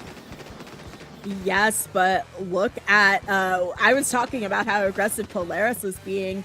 Cricket, they tend to not necessarily have the same level of aggression. You see that they could be moving on to the enemy plat, but they're watching themselves. They're staying in port. They're saying, we're going to take care of anything basically here, and they might just pay for it because I think Polaris was able to get in. There is a trade going on there. I think this is Silver here, who does get out of crab, but gets the pick all the less. And really great job from Cricket, just kind of staying heavy. They had an assault on them, but they survived it. Yeah, very much so. No, Cricket's launching their counterattack, actually. Again, I love where Silver is right now, under those ledges, trying to keep out Polaris from any position. But the second they keep their eyes off of it, it's going to be Luis who tries to take upon it. It gets taken out instead, but the points continue to tick down for Crickets, looking pretty comfortable. But as I say that, they lose two players, and Polaris is now going to be looking towards mid, having that cooler up and getting it in their favor. Honestly, some early strikes too, if you ask me, which hopefully is in a detriment later. We got at least Polaris has moved up. They have little penalty points, and they can move up here and hopefully make a dent into Cricket's defenses. Yes, I think you have Mino just going down there, 2 down ultimately for Cricket as well. So Sam just really strafing all over the place, especially 2 of their teammates are down, so they can't really get much down here, and counting, it seems, because Kiki is on a tear here, just trying to see what they can get as well. So this crab is going to be popped. Counter crab. We have sort of a crab dog fight happening here, and Silver going to be the one who loses to Sam. So Sam gets out of that, moves forward to take the space on this flank. up against Kiki. Does get the pick, especially having that paint advantage up against the blaster. And ultimately, Polaris has done a good job getting out of here. It's always worrying on a place like Hagglefish going up against these weapons as to whether they're going to be able to move forward. But really, really well done from Polaris. Yeah, and as Polaris is taking this advantageous position, I need to give a shout out to Sam because they are not afraid to get their hands dirty if it means helping out a teammate, and I love that. No Splash-O-Matic is going to stop them, but what will stop them is an opposing crab right here. Silver is finally able to get that revenge on Sam and provide a banner for the rest of their teammates to follow, but with one of the players who now make that 2, they're falling one by one, and Polaris has another opportunity to get the zone. About a minute 10 left here, and the stakes are getting higher and higher as point counts get lower and lower, Sasu. Yes, but Polaris is in a really good position. At least they were until Jay activated this flow aura, got 2, and keeps counting. So I think you have a straggler at the side there who Jay has just elected to ignore, instead trying to chip off Captain Happy there on that tent section. But while they've been doing that, their teammates have gone down. A crab is active, but there's a lot of fighting power from Polaris still in the game. The penalty is low, so there's a threat of Cricket just taking it and taking the lead out of nowhere, but 2 of the members are down. They're still in it. There's just so much happening. There's so many threats. If you ask me right now, Cricket's bringing Jay up 40 on that pencil. These last 10 seconds are calling, begging for a winner, and it looks like Cricket is almost in control of the zone right now. And but Polaris is trying to find a way. I see that Storm, the rest of their team, we're flipping sides. The rest of the team of Polaris making their way in with those strikes, finally seeing a target through. Polaris keeps themselves in the game for another set longer. Polaris, we have a game.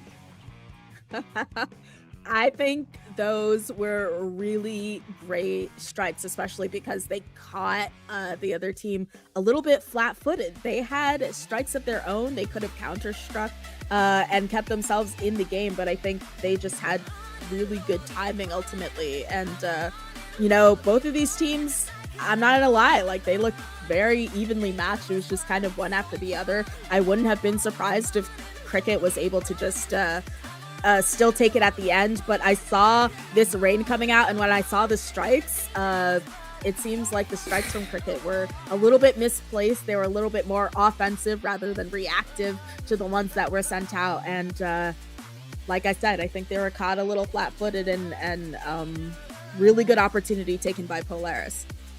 Yeah, strikes are whatever the user makes them, and right there, I think Polaris, I think it was Luis right there, had the strikes that just made the most right there. And Polaris, again, I'm excited to see how this goes. I need to see where this goes, because now... Why are we banning Makeup Art? Again? Oh, never mind. Oh, man. I was glazing y'all, and then you ban Macklemore? Come on. Go shopping. Well, we're going back to the mall.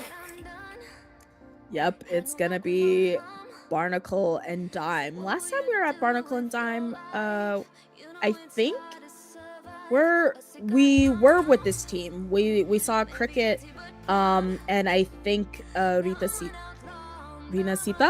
Yes, we did go here for that squad. Yeah, so maybe after playing that game, they feel a little bit more warmed up to here. I think they might have lost that, actually.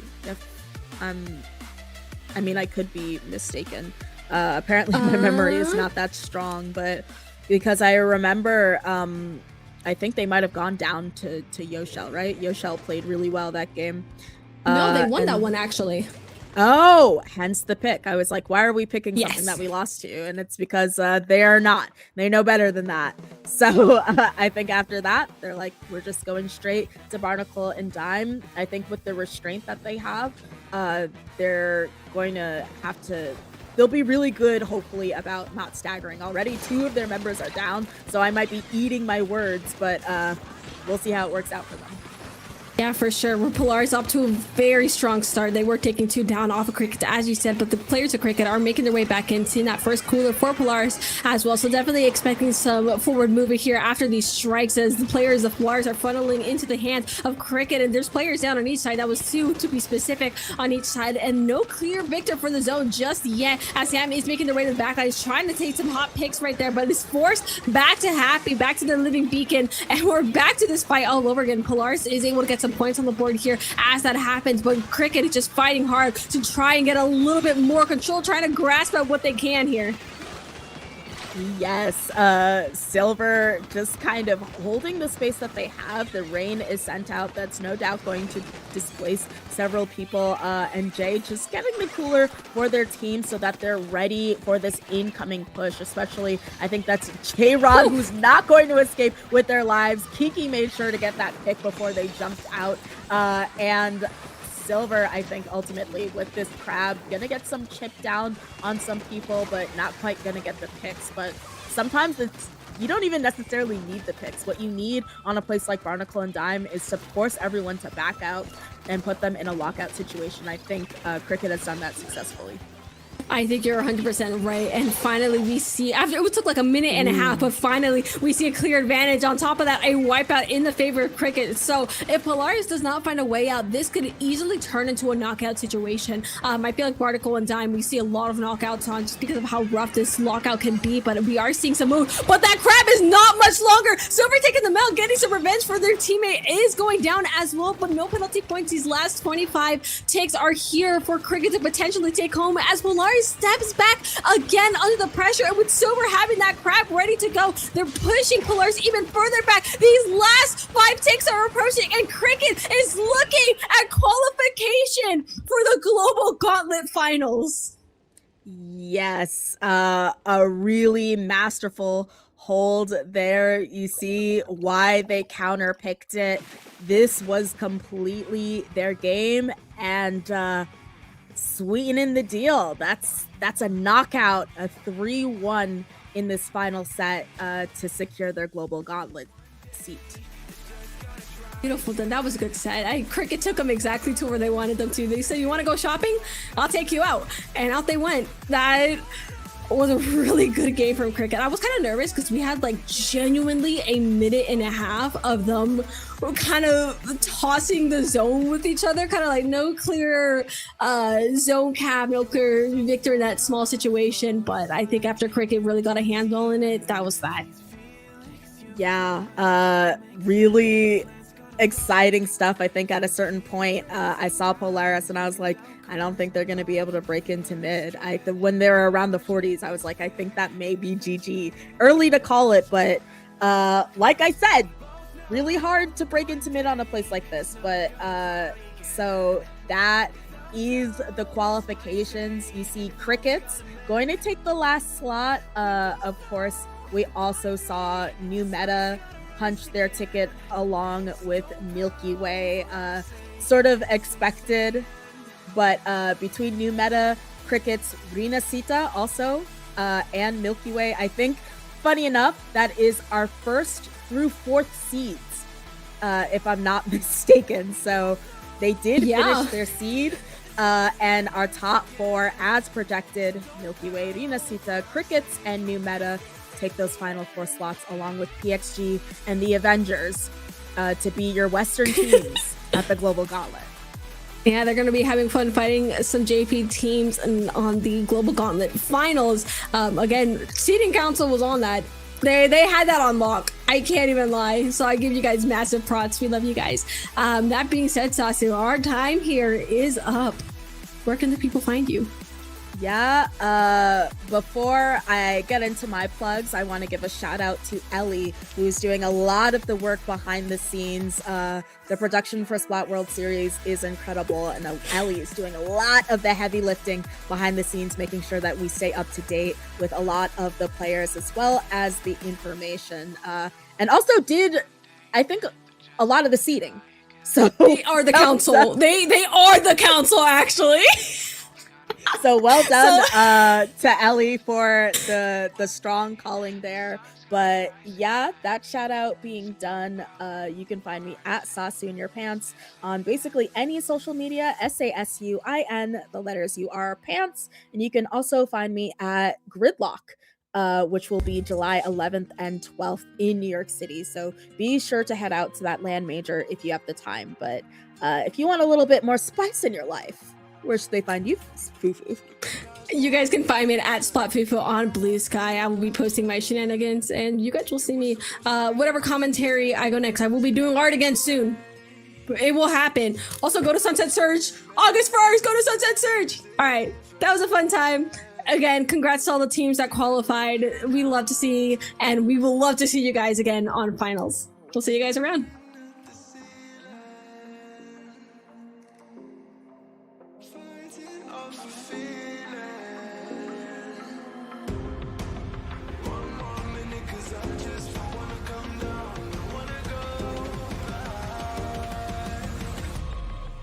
To how I used to be.